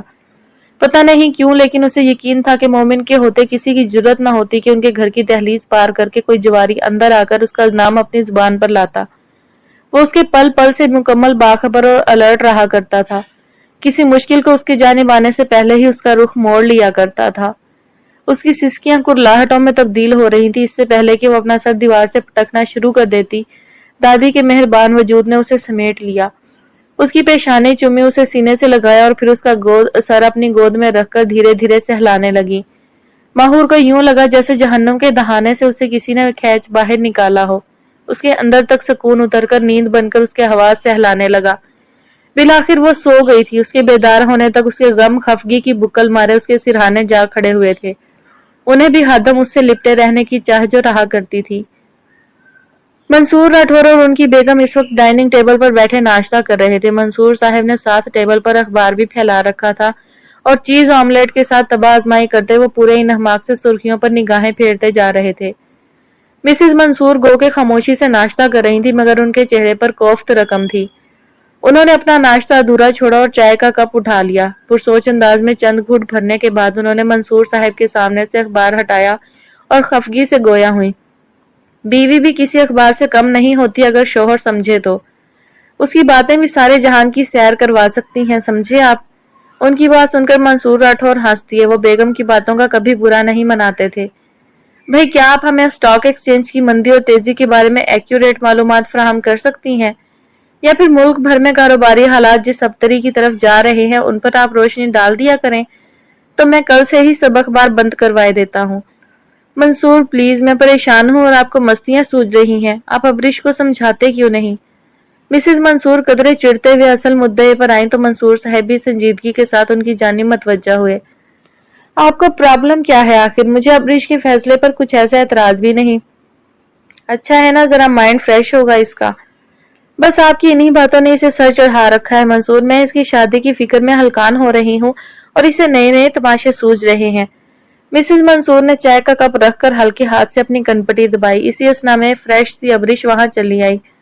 سلام کر کے باری باری ماں اور باپ کے گال چوم کر کرسی گھسیٹ کر بیٹھ گئی. مسز منصور نے بغور اس کا جائزہ لیا. بھلے سے وہ خود کو خوش اور تازہ دم ظاہر کرتی تھی مگر اس کی آنکھوں کے نیچے ہلکے اس کے رت جگوں کی گواہی دیتے تھے. کیا باتیں ہو رہی تھی. اس نے سلائس پر بٹر لگاتے ہوئے بچاش لہجے میں استفسار کیا. میرا خیال ہے کہ میرا ہی ذکر خیر ہو رہا تھا. کیوں پاپا. منصور راٹھور جنہوں نے اس کے آتے ہی موقع سے فائدہ اٹھا کر دوبارہ اخبار کھول لیا تھا چونک کر بڑی محبت سے بیٹی کی طرف متوجہ ہوئے. اصل میں تمہاری ماما تمہارے سڈنی جانے کے فیصلے سے خوش نہیں ہیں بیٹا, اور وہ مجھے بھی قائل کر رہی ہیں کہ میں ارسل کو منع کر دوں تمہیں وہاں بلانے سے. بس اتنی سی بات تھی میری جان. انہوں نے مسز راٹھور کی گھورتی نظروں کی پرواہ کیے بغیر تسلی سے ابریش کو پوری بات کہہ سنائی تھی. جواباً ابریش نے شکایتی نظر ماں پر ڈالی اور بولی, ماما ناٹ فیئر. آپ کو جب میں نے بتایا تھا تب تو آپ نے تائید کی تھی میرے فیصلے کی, اور میرے پیچھے آپ پاپا اور بھائی کو اس کا الٹ کرنے پر اکسا رہی ہیں. کیوں بھلا. وہ اس لیے کہ میرا دماغ اپنے بچوں کی طرح خراب نہیں ہے. ایک تو پڑھائی کا بہانہ کر کے 2 سال سے وہاں بیٹھا ہے اور اب تم بھی اڑنے کو پر تول رہی ہو. تو کیا یہاں اس گھر میں اور تمہارے پاپا گولف کھیلا کریں گے. मिसेज मंसूर ने नरूठे लहजे में कहा तो मंसूर राठौर और अबरिश का मुश्तरका कहकहा सारे में गूंज उठा। नॉट अ बैड आइडिया मामा, ये ख्याल पहले पापा को क्यों ना आया कि घर में ही गोल्फ क्लब खोल लेते। इतना बड़ा लॉन है जिसमें सारा दिन मोर बेकार में आवारा गर्दी करते हैं। मुंह बंद रखो अपना अबरिश, मुझे फालतू की बातों में मत उलझाओ। मैं तुम्हारी शादी करना चाह रही हूँ, तुम्हें नए नए प्लान सूझ रहे हैं। भाई को भी फोन पर न जाने क्या क्या पट्टियां पढ़ाती रहती हो, जो रात उसने 10 मिनट की कॉल में 9 मिनट मुझे आमादा करने पर लगाए। तो बच्ची को जाने दो ना फिर, मंसूर साहब ने नैपकिन से होंठ साफ करते हुए कहा। वैसे भी ऑफिस में कौन सा दिल लगाकर काम करती है ये। वो तो उस बच्ची माहौल की वजह से उसके ब्लंडर्स छुपे रहते थे, अब तो वो भी रिजाइन कर रही है, शादी हो रही है उसकी। मंसूर साहब की बात पर चाय का घूंट मिसिज मंसूर के हलक में अटक सा गया। उन्होंने कनखियों से अबरिश के तासुरात का जायजा लेना चाहा, जहां बेनियाजी रकम करने की नाकाम कोशिश की जा रही थी। उसकी लरजती पलकें इस बात की कमाज थीं कि वो बाखबर थी, सर्कल में ऐसी बात कहाँ छुपी रह सकती थी। मिसिज मंसूर और मंसूर राठौर दोनों को मालूम था कि सालक पाशा की शादी माहूर से होने वाली है। नैमा पाशा ने आदिल पाशा से इजाजत मिलने के बाद इस खबर को छुपाने की चिंता जरूरत महसूस नहीं की थी। मंसूर राठौर बच्चे तो थे नहीं कि उन्हें मामलात का इतराक ना होता, कमोबेश बेटी के जज्बात से भी वाकिफ थे, मगर अभी उनका घराना बाप बेटी के दरमियान हया की दीवार को हायल रखे हुए था। सब कुछ वक्त की गद में अपनी अपनी जगह पर बैठ गया था, तो उन्हें भी अबरिश के अपने भाई अरसल के पास सिडनी जाने की इस फैसले में बेहतरी लगी। अबरिश को ब्रेक चाहिए था और वो यहाँ से दूर जाकर ही मिल सकता था। मामा प्लीज, कुछ ही महीनों की तो बात है, ज्यादा से ज्यादा 6 या 8, प्लीज मामा। अबरिश अपनी कुर्सी से उठकर मिसिज मंसूर की पुश्त पर खड़ी उनके शाने पर ठोड़ी टिकाए और गर्दन के गिर्द बाहें कसे इल्तिजाया बोली तो एक तवील सांस खारिज करके मिसिज राठौर ने उसका गाल थपथपाकर जैसे मंजूरी दे दी। मंसूर राठौर घड़ी में वक्त देखते अपनी जगह से उठे और बेटी को तसल्लियामीज नजरों से देखते खुदा हाफिज कहते वहां से चले गए। ड्राइंग रूम की गिलास वाल से लान में अटकेलियां करते मोरों का जोड़ा देखते हुए मिसिज राठौर और अबरिश दोनों अपनी अपनी लामहदूद सोचों में गुम थी। एक चक्कर तो पूरा देता नहीं, कपड़े कैसे साफ होंगे, दादा ने प्याज के बड़े बड़े 4 टुकड़े करते हुए मोमिन से कहा। उसने जिच होते हुए वॉशिंग मशीन को फिर से टाइमर पर लगा दिया। ईमानदारी की बात थी कि यह तीसरा चक्कर शुरू हुआ था मशीन का। दादा आज उसकी और वॉशिंग मशीन की सारी कसरें निकाल देने के दर पे थे। मासी शौकत 2 दिन से छुट्टी पर थी, उसकी बेटी के यहाँ पहला बेटा हुआ था, इसलिए नवासे की खुशी में 2 दिन की छुट्टी लेकर गई थी। पीछे से मोमिन की सख्तियां आई हुई थी। दादा महज उसे अपनी नजरों के सामने ज्यादा से ज्यादा रखने की खातिर कामों में उलझाए हुए थे। उन्हें महसूस हो रहा था जैसे वो दिन ब दिन मुरझाता जा रहा है। हंसता भी था तो दर्द में डूबी हुई चहकार निकलती थी, कमरे में घंटों गुजार देता था। दादा के खाने और दवा का ख्याल जरूर रखता था, मगर अपनी परवाह करना जैसे जानबूझकर छोड़ गया था। इसलिए मासी शौकत का जाना दादा को गनीमत लगा और उन्होंने उसे मसरूफ रखने के बहाने अपने सामने रख लिया था। आज भी अंदर बाहर से धुले अनधुले सभी कपड़े निकाल लाए थे और मोमिन को मशीन लगाने का कहकर खुद वहीं बरामदे में बैठकर सब्जी बनाने लगे थे। सारी दुनिया के पोते दोतरे हो गए, हमारे लड़के की तो शादी ही होना करार नहीं पा रही, पोता क्या हवा से खींच निकाले। अस्तगफिरुल्लाह, क्या दादा आप भी ना बेतुका बोलते हैं कभी कभी। मोमिन को खामखा की शर्म सी आई। खामखा नहीं बोलता, सच कहता हूँ, तुझसे अच्छा तो ये तोता निकला, देख कैसे एक ही साल में 2 बच्चे भी बना लिए इसने, भाई वाह। दादा ने हाथ नचाते हुए तोतों को देखते हुए दाद दी। तो ऐसी उम्मीद मुझसे लगानी आपसे है दादा, मैं तोता नहीं हूँ। हाँ तो बेशरम है, तोता होता तो अपनी तोती के नजदीक आने वाले को ठूंगे मारकर जख्मी ना कर देता। तूने तो खुद अपने साथ नती हुई लड़की को पराये के हवाले कर दिया ना हंजार। दादा का दुख बोलने लगा था। मोमिन ने नल खोलकर खाली बाल्टी उसके नीचे रख दी। पानी की धार के शोर में दादा की बड़बड़ाहट दब गई और उड़ने वाले छींटों में मोमिन की आंखों की नमी छुप गई। क्या वो वाकई बेगैरत था? ये फिक्रा बर्छी की तरह उसके दिल को जख्मी कर गया। क्या उसने कदम पीछे हटाकर बुजदिली का सबूत दिया था? अम्मी कहा करती थी, मोमिन औरत की इज्जत करते वक्त कभी भी पैमाना पास नहीं रखते, उसकी तकरीम ताल्लुक के हिसाब से नहीं की जाती, बस औरत का औरत होना ही उसकी इज्जत करने की वजह होती है। काश अम्मी जिंदा होती तो वो उन्हें अपना दुख बता सकता, बिन कहे जान जाने वाली एक माँ ही तो होती है। माहौर के घर की रजिस्ट्री के पेपर्स उसी ने सालक पाशा के हवाले किए थे। उसे बताया था कि न जाने किस मकसद के लिए सर आदिल ने माहौर के वालिद से हथियाए थे, तब जब वो उनके यहाँ किराए पर रिहाइश इख्तियार किए हुए थे। सालक का चेहरा शर्मिंदगी से लाल भभूका हो गया था। मोमिन का मकसद उसे तासुफ में मुब्तला करना हरगिज नहीं था, मगर उसे यही मुनासिब लगा कि इन पेपर्स को सालक पाशा के जरिए माहौर तक पहुंचा दे। خود اذیتی تھی یا مصلحت پسندی، مگر وہ چاہتا تھا ماہور سالک پاشا سے متاثر ہو جائے، اس طرح اس کے لیے اسے بھلانا سہل ہوگا۔ ماہور اسے کہیں بھی دیکھ کر جس انداز میں فرسٹریٹڈ ہوتی تھی، یہ بات صاف ظاہر کرتی تھی کہ وہ اسے بھلا نہیں پا رہی، اور اب جب راہیں ملا کر جدا ہو ہی گئی تھی تو سوچیں بھی بکھر جانی چاہیے تھی۔ اسی نے سالک کو مکمل معلومات فراہم کی تھی کہ ماہور کے ساتھ کسی بھی وقت کچھ ایسا ہو سکتا ہے جو ناقابل تلافی ہو۔ پی این خرم کی زبانی سے جو کچھ معلوم ہوا تھا اسے اپنے الفاظ میں ڈھال کر اس نے در حقیقت سالک پاشا کے ذریعے ماہور کو بچانے کا انتظام کیا تھا، اور اب تو مختار انصاری کی زبانی عادل پاشا کی کمینگی کی انتہا سن کر وہ دوہری اذیت کا شکار ہو چکا تھا۔ اسے جب جب یہ خیال آتا تھا کہ ماہور کا سودا کیا گیا تھا، اس کے رگوں پہ میں چنگاریاں شراریں بھرنے لگتی تھی۔ اسے یقین کی حد تک یقین تھا کہ جس موقع پر ہیرا زبردستی ان کے گھر میں گھسا ہوگا، ماہور نے اسے ہی یاد کیا ہوگا۔ وہ اس کی عادی تھی، یقیناً اس کا انتظار لاشعور میں بیٹھا ہوگا اس کے۔ وہ جتنی مرضی نفرت کا اظہار کر لے مگر اس کے وجود سے انکار نہیں کر سکتی تھی جو ہر پل اس کے حواسوں پر چھایا رہتا ہوگا۔ کاش وہ اسے بتا سکتا کہ اس کے گھر کے باہر ہو تو موجود تھا۔ وہ ایک ایک پل کی خبر رکھے ہوئے تھا، اسی دن سے جس دن پہلی بار مختار انصاری کو عادل پاشا کے آفس سے نکلتے ہوئے پہچانا تھا۔ اس کی چھٹی حص نے اسے ماہور کے لیے بلنگ کرنا شروع کر دیا تھا۔ سالک پاشا کو فوری طور پر صورتحال سے باخبر کرنا ضروری تھا، کیونکہ بلا شک و شبہ ایسے موقع پر اس کے تعلقات اور اثر و رسوخ کی ضرورت پڑ سکتی تھی، پیسے کی ضرورت پڑ سکتی تھی، اور سالک پاشا نے واقعی ان کا استعمال بھی کیا تھا، اور یہ دونوں ہی چیزیں اس کے پاس نہیں تھیں۔ مومن کی پانی کی بالٹی میں بنتے جھاگ کو بے دھیانی سے دیکھتے ہوئے ایک بار پھر اپنی کم مائگی اور کم حیثیتی کا احساس کانٹے کی مانند چبھا تو بے اختیار آنکھوں میں نمی بھر آئی۔ اس نے کھلے نل سے پانی کی موٹی دھار کے شور میں اپنے اندر کے شور کو دبانا چاہا مگر ناکام رہا۔ ہر جانب آوازیں ہی آوازیں تھی، بالٹی میں گرتا پانی، دادا کی مسلسل بڑبڑاہٹ اور اس کے سینے میں شردہ سر جذبات کا شور، بس شور۔ واٹ؟ عادل پاشا اشتعال میں ایک جھٹکے سے اپنی سیٹ سے اٹھے اور ایاز کا گریبان ہاتھوں میں تھام کر اسے جھٹکا دے کر اپنے سامنے کھڑا کیا۔ تمہاری موت تو نہیں آئی ہے ایاز جو یہ بکواس کر رہے ہو؟ نو سر، میں جھوٹ نہیں بول رہا، مختار انصاری نے سارا پول کھول دیا ہے۔ کل رات اس کا فون آیا تھا، اسے کڈنیپ کر کے ٹارچر کر کے اسے سب اگلوایا گیا۔ وہ خود بھی خاصا غصے میں ہے، کہہ رہا تھا کہ عادل پاشا کو کہہ دینا کہ اگر میں مرا تو اسے ساتھ لے کر مروں گا۔ یہ اس نے کہا تھا سر، ایاز نے صفائی دینے والے انداز میں کہا تو عادل پاشا نے اس کا کالر ایک جھٹکے سے چھوڑ کر اسے کرسی پر واپس دھکا دیا اور ٹانگ اٹھا کر پیر کرسی کی ہتھی پر ٹکایا۔ وہ 2 ٹکے کا آدمی اب عادل پاشا کو دھمکائے گا؟ اتنی بڑی جسارت کر ڈالی اس نے، وہ نالی کی غلاظت عادل پاشا کو مروائے گا؟ زبردست ایاز، زبردست، اور تم یہ سب مجھے بتانے کے لیے میرے آفس چلے آئے؟ اس کا کام تمام نہ ہوا تم سے آج ہی کی تاریخ میں؟ عادل پاشا کف اڑاتے ہوئے اس کے چہرے کے قریب چنگھاڑ رہے تھے۔ ایاز کا رنگ پیلا پڑ چکا تھا، اس کی گھگھی بندھی ہوئی تھی۔ عادل پاشا بلا کا نام تھا اور وہ جانتا تھا کہ اگر اس نے اس وقت منہ کھولا تو یہیں سے اس کی زبان حلق سے کھینچ نکالیں گے۔ تمہیں کل تک کی مہلت دے رہا ہوں، مختار انصاری نے جو بکا ہے اس کے مکمل ثبوت اڑا دو، اس کے بعد اسے بھی ٹھکانے لگاؤ۔ میں اب تمہیں مارجن نہیں دوں گا، سمجھے؟ میں آپ کو کل تک پوری رپورٹ دوں گا سر، آپ فکر نہ کریں۔ رپورٹ نہیں مانگی ذلیل آدمی، ایک زوردار تھپڑ پڑا تھا ایاز کے گال پر اور وہ کرسی سمیت الٹ کر گرا تھا۔ تمہیں کہا ہے کہ ثبوت مٹا دو، اس کے لیے تمہیں بندہ مٹانا پڑے تو 1 کے 10 راستے سے ہٹا دو، مگر مجھے مختار انصاری والا قصہ جڑ سے پاک چاہیے، گاٹ اٹ؟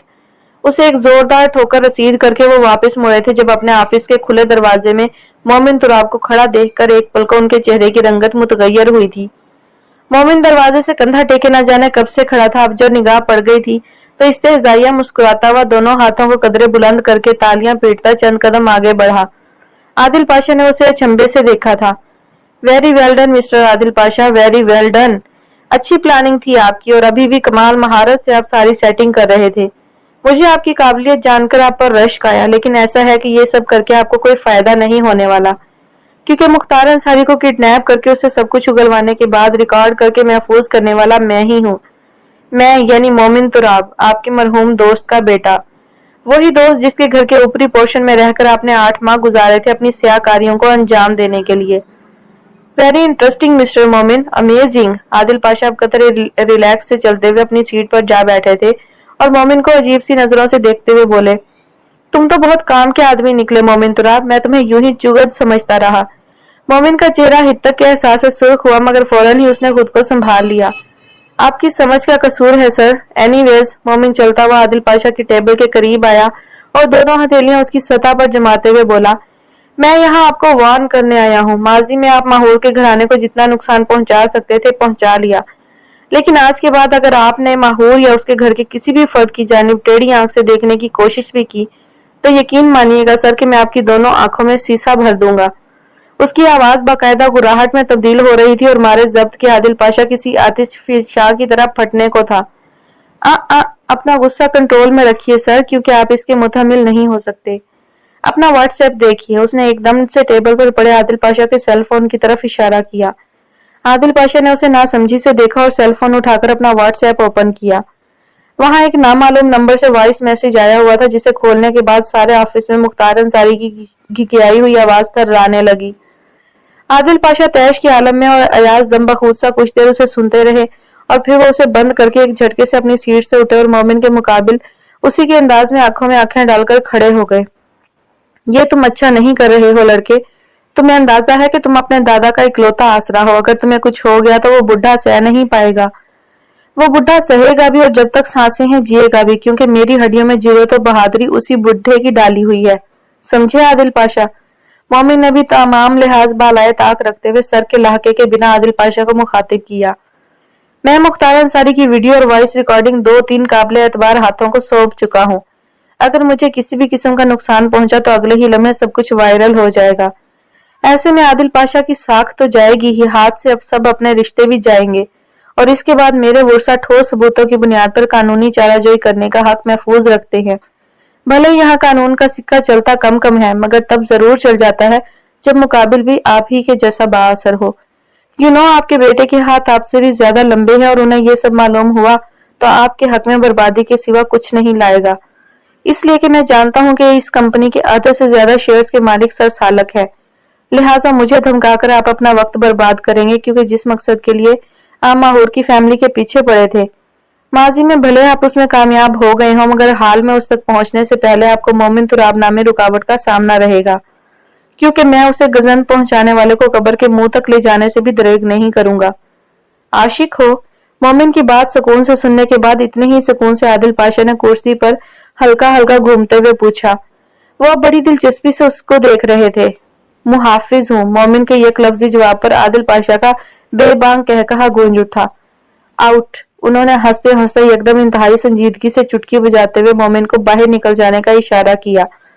مومن کھل کر مسکرایا اور ان کی آنکھوں میں آنکھیں ڈال کر چیلنج کرنے والے انداز میں دیکھتے ہوئے بولا، آپ کا پالا مومن تراب سے پڑا ہے سر، جو اپنے باپ کی طرح سیدھا سادہ نہیں ہے۔ مجھے جنگ چھیڑنی بھی آتی ہے اور اسے جیتنا بھی آتا ہے۔ مجھے اس بات سے کوئی فرق نہیں پڑتا کہ آپ سر سالک کو میرے بارے میں کیا بتاتے ہیں، مگر یقین مانیے کہ اگر آج کے بعد سے آپ نے دوبارہ ماہور کی فیملی کو نقصان پہنچانے کی کوشش کی تو آپ کو بہت فرق پڑنے والا ہے۔ میرے پاس کھونے کو کچھ نہیں سر، لیکن آپ کے پاس بہت کچھ ایسا ہے جسے آپ کبھی بھی کھونا نہیں چاہیں گے۔ چلتا ہوں، یاد رکھیے گا کہ اگلی بار میں وارننگ نہیں دوں گا۔ وہ بے حد کرختگی سے عادل پاشا کو ان کی اوقات دکھا کر چلا گیا تھا اور وہ سوائے مٹھیاں بھینچنے اور کھولنے کے کچھ بھی نہیں کر سکے تھے۔ ایاز نے سہمے ہوئے انداز میں ان کے قریب آ کر پوچھا، اب کیا کرنا ہے سر؟ مختار انصاری تو بہت کچا آدمی نکلا، لیکن آپ فکر نہ کریں سر، اس کی سے سزا ایسی دوں گا کہ یاد رکھے گا۔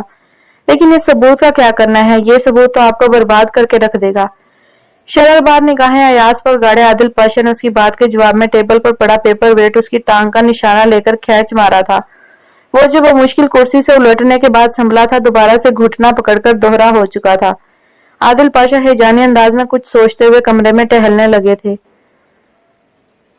وہ سب لاؤنج میں ماتم زدہ سی شکلیں لیے بیٹھے تھے۔ سب سے زیادہ بیزار سیف تھا، جسے اس فیصلے پر اعتراض بھی سب سے زیادہ تھا۔ البتہ ریان، جنت اور زونی کو سیف اور ماہور کے اعتراض پر اعتراض تھا، لیکن بڑی بہن اور بھائی کے آگے ابھی خاموش رہنا ہی مناسب تھا۔ سیف غصے اور بے بسی کے عالم میں مسلسل چھوٹے سے لاؤنج میں ٹہل رہا تھا۔ اپیا، آپ کچھ بولیں گی بھی یا نہیں؟ ہاں، کیا بولوں؟ سیف کے زج ہو کر پوچھنے پر ماہور یکدم چونکی تھی، جیسے یہاں موجود ہی نہ ہو۔ اپیا، آپ نے امی کو منع کیوں نہ کیا کہ ہم یہاں سے کہیں نہیں جائیں گے؟ اپنا گھر ہوتے ہوئے ہم کس کھاتے میں سالک پاشا بھائی کا احسان لیں؟ وہ عادتاً سالک پاشا کہتے کہتے بھائی کا لاحقہ لگا گیا۔ کچھ بھی تھا، رشتہ تو بن ہی گیا تھا، اور پھر اب تو وہ سب سالک کے احسان مند بھی تھے کہ اگر اس دن وہ بر وقت ہیرے کا منہ موٹی رقم سے بند نہ کرتا تو نہ جانے کیا ہو جاتا۔ وہ دن یاد کر کے آج بھی سیف کے رونگٹے کھڑے ہو جاتے تھے۔ باپ کی حرکتوں نے تو بچپن سے ہی پریشان کر رکھا تھا، اب تو کوئی کسر ہی نہیں رہ گئی تھی۔ کوئی سیف سے پوچھتا تو وہ اب ان کی شکل بھی دیکھنا نہیں چاہتا تھا، مگر زبان سے یہ الفاظ ادا نہیں کر پاتا تھا۔ میں بھلا کیا کہتی، میری سنتا ہی کون ہے، میری بات کی اہمیت ہی کہاں ہے بھلا۔ وہ اب بھی کھوئی کھوئی سی تھی۔ زونی اور جنت نے ایک دوسرے کو کوفت بھری نگاہوں سے دیکھا۔ ریان نے دونوں کو غیر محسوس طریقے سے گھرکا۔ وہ نہیں چاہتا تھا کہ ان تینوں کے دل کی بات عیاں ہو۔ وہ تینوں ماں کے ساتھ رہنے کے خواہش مند تھے۔ عمر کا تقاضا تھا یا محرومیوں کی بھرمار کہ اب وہ اوب گئے تھے اس زندگی سے جس میں ہر چیز کے لیے سسکنا پڑتا تھا۔ مہینہ کے شروع ہونے کا انتظار کرنا پڑتا تھا کہ عپیہ یا سیف کو تنخواہ ملے تو وہ اپنی مطلوبہ چیز مانگ لے۔ ماں کا لگژری لائف سٹائل اور دی ہوئی ڈھیروں ڈھیر پاکٹ منی کا چسکا ان تینوں کے مزاج پر اثر چھوڑ چکا تھا۔ جنت اور زونی کا بس چلتا تو ابھی ماں کی انگلی پکڑ کر ساتھ ہو لیتے، پر ریان کو لحاظ کرنا پڑ رہا تھا۔ وہ ایک دم سے اندر کی بات زبان پر نہیں لا سکتا تھا، مگر دبے دبے محتاط لہجے میں بھائی سے اتنا ضرور کہا، بھائی امی کہہ رہی تھی کہ اس بنگلے میں بس ہم سب بہن بھائی رہیں گے، کیونکہ عادل انکل، میرا مطلب ہے امی کے ہسبینڈ، سالک بھائی کی شادی کے لیے مان گئے ہیں، اس لیے اب وہاں صرف ہم اپنی مرضی اور مکمل آزادی کے ساتھ رہیں گے۔ ریان کے لہجے میں جوش کی واضح جھلک نے سیف کو اسے کڑے تیوروں سے دیکھنے پر مجبور کر دیا۔ ریان نے گڑگڑاتے ہوئے فوراً وضاحت دی، میں تو بس بات کر رہا ہوں ایک، ورنہ میں آپ کے ساتھ ہوں سچی۔ اور اب کی بار زونی اور جنت نے اسے کھا جانے والی نظروں سے تاڑا۔ زلیخا دادی نے ماحول میں کشیدگی کم کرنے کی خاطر بات بدل دی، ماہی بچے اٹھو، تم جا کر تیار ہو جاؤ، تمہیں جانا ہے۔ ماحول کی پیشانی پر شکنیں پڑ گئیں، وہ کب سے ٹھس سی بیٹھی آتی گھڑیوں کے ٹلنے کی دعا کر رہی تھی۔ زلیخا دادی نے دوبارہ اسے پکارا، اٹھو بیٹا اٹھ جائے، اچھا تو نہیں لگے گا نا کہ سالک کو آ کر انتظار کرنا پڑے، بہت نامناسب بات ہو گئی ہے۔ کچھ بھی نامناسب نہیں ہے دادی، آپ پلیز کسی طرح امی کو منع کر دیں، وہ خود ہی جو بہتر سمجھیں لے آئیں۔ اتنا کہہ کر وہ اٹھی اور کمرے میں جا کر دروازہ بند کر لیا۔ سیف ناسمجھی سے بھویں اچکائے دونوں کی گفتگو سن رہا تھا، بالآخر پوچھ بیٹھا، کہاں جانا ہے عپیہ کو دادی، وہ بھی سالک بھائی کے ساتھ؟ تمہاری ماں کا فون آیا تھا، وہ چاہ رہی ہے کہ ماہور سالک کے ساتھ جا کر اس کی پسند کے برائڈل ڈریس خرید لائے، اسی بہانے دونوں ذرا ملیں گے تو ایک دوسرے سے بے تکلفی پیدا ہو سکے گی۔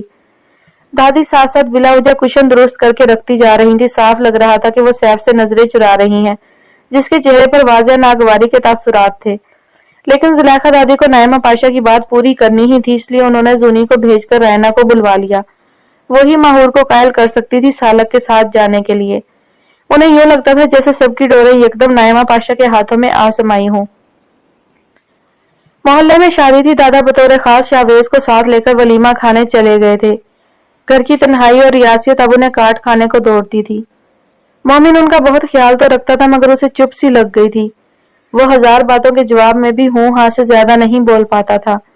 ایسے میں محلے سے شادی کا دعوت نامہ آیا تو دادا نے شاویز کو تیار کر لیا ساتھ چلنے کو۔ دونوں اس بار اپنے اپنے ذاتی کپڑوں میں ملبوس بڑے مزے سے روانہ ہوئے۔ مومن نے شاویز کو گاڑی دے دی تھی تاکہ اپنی سواری کی آسانی رہے۔ وہ دونوں یوں بن ٹھن کر نکلے تھے کہ مومن کو محسوس ہوا جیسے بر دکھوے کے لیے چلے ہوں۔ اپنا نیا لٹھے کا کڑکڑاتا سوٹ پہن کر اس پر کالی واسکٹ پہنی تھی اور اوپری جیب میں سرخ چمچماتا رومال سجایا تھا، جو شاویز ہی کی مہربانی سے آیا تھا۔ دادا نے اس بار میاں جی کی کوئی بھی چیز منگوانے سے احتراز برتا تھا، کیونکہ کبھی امکان تھا کہ آج کی اس تقریب میں میاں جی بھی شاویز کے بھائی محب اور اس کی بھابھی کے ہمراہ موجود ہوں، اور جس طبیعت کے وہ حامل تھے ان سے ہرگز بعید نہ تھا کہ اپنی شے پہچان کر وہیں ہنگامہ مچا دیتے۔ اس لیے دادا نے محض سرخ ریشمی رومال پر اکتفا کیا۔ خود شاویز نے کسی ہوئی براؤن جینز پر گھٹنوں سے اوپر تک کرتا پہنا تھا، جس پر باقاعدہ کام کیا گیا تھا۔ پیروں میں بنا جرابوں کے لوفر پہن رکھے تھے۔ وہ جب تیار ہو کر پہنچا تو دادا نے اس کا سر سے پیر تک جائزہ لے کر اچھی طرح اسے ٹٹولا اور پھر پوچھا، بے غیرت، تو نے ٹانگوں پر جو چیز چڑھا رکھی ہے، اسے پہن کر تیری ٹانگیں لسی بھلونے والی مدھانی لگ رہی ہیں، اور تو جرابیں کہاں بھول آیا ہے؟ اب مومن سے مانگنے مت بیٹھ جانا۔ دادا، آج کل ایسی پینٹس فیشن میں ہیں اور لوفر کے اندر جرابیں نہیں پہنی جاتی۔ لوفر ہوگا تو، میرا مومن نہیں، سمجھا؟ تیری تو شکل پر لکھا ہے کہ تو لوفر بھی ہے اور لچا بھی۔ چلا ورنہ یہیں تیری پینٹ چیر پھاڑ دوں گا، چل۔ دادا خدا جانے کیا سمجھے۔ شاویز کا ہکا بکا منہ دیکھ کر مومن کو برآمدے میں بیٹھے ہنسی آ گئی۔ وہ طوطوں کے پنجرے کے قریب کرسی رکھی انہیں محویت سے دیکھ رہا تھا۔ دادا، شاویز نے مجھے کچھ نہیں بولا، یہ جو جوتے پہن رکھے ہیں نا، انہیں لوفر کہتے ہیں۔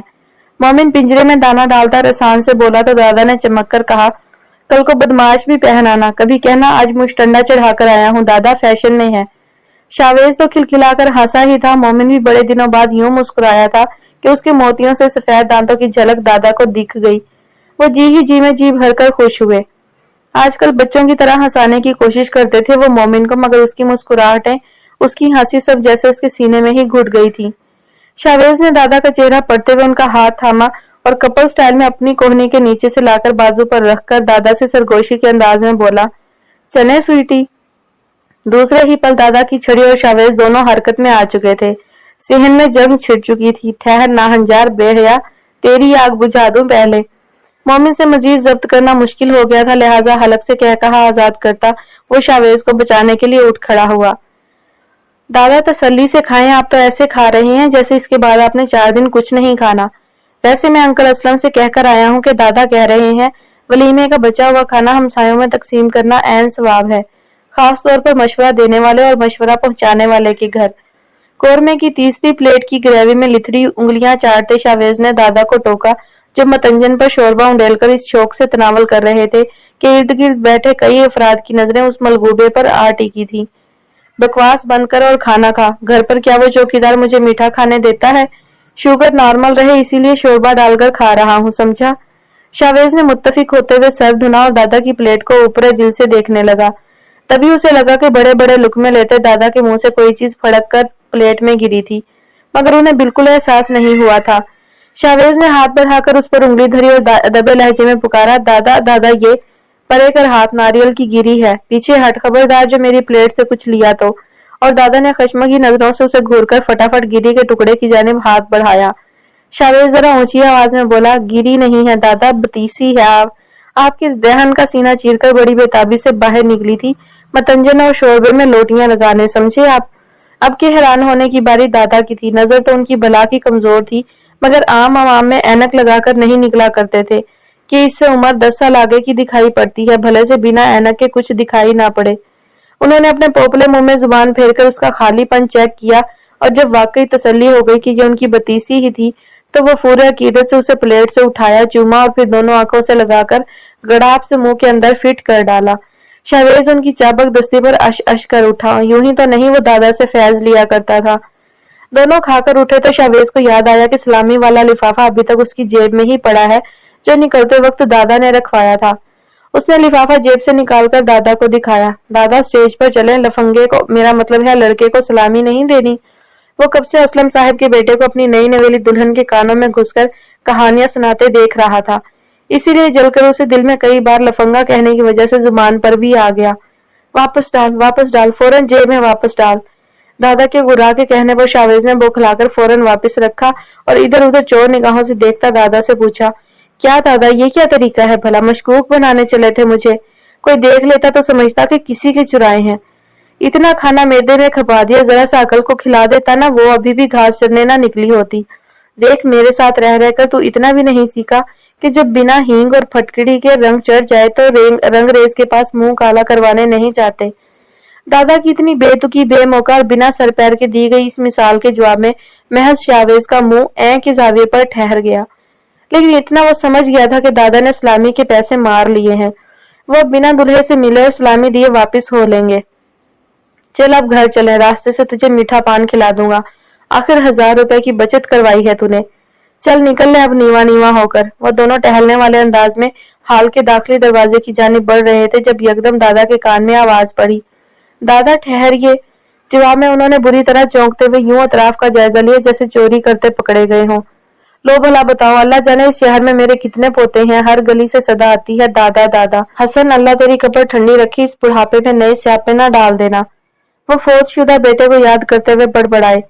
अभी भी आवाज का मरकज तलाश कर रहे थे जब एकदम उनके सामने सालक पाशा आ खड़ा हुआ। उसने बड़ी मोहब्बत और अपनायत के साथ सलाम किया तो दादा भी इतने दिन बाद उसे देखकर बेहद खुश हुए। सीने से लगाकर हाल अहवाल पूछा। शावेज अलबत्ता तीखे चितवन लिए उसे घूर रहा था। मियाँ तुम तो घर का रास्ता ही भूल गए हो, दोबारा कभी आए ही नहीं खैरियत मालूम करने।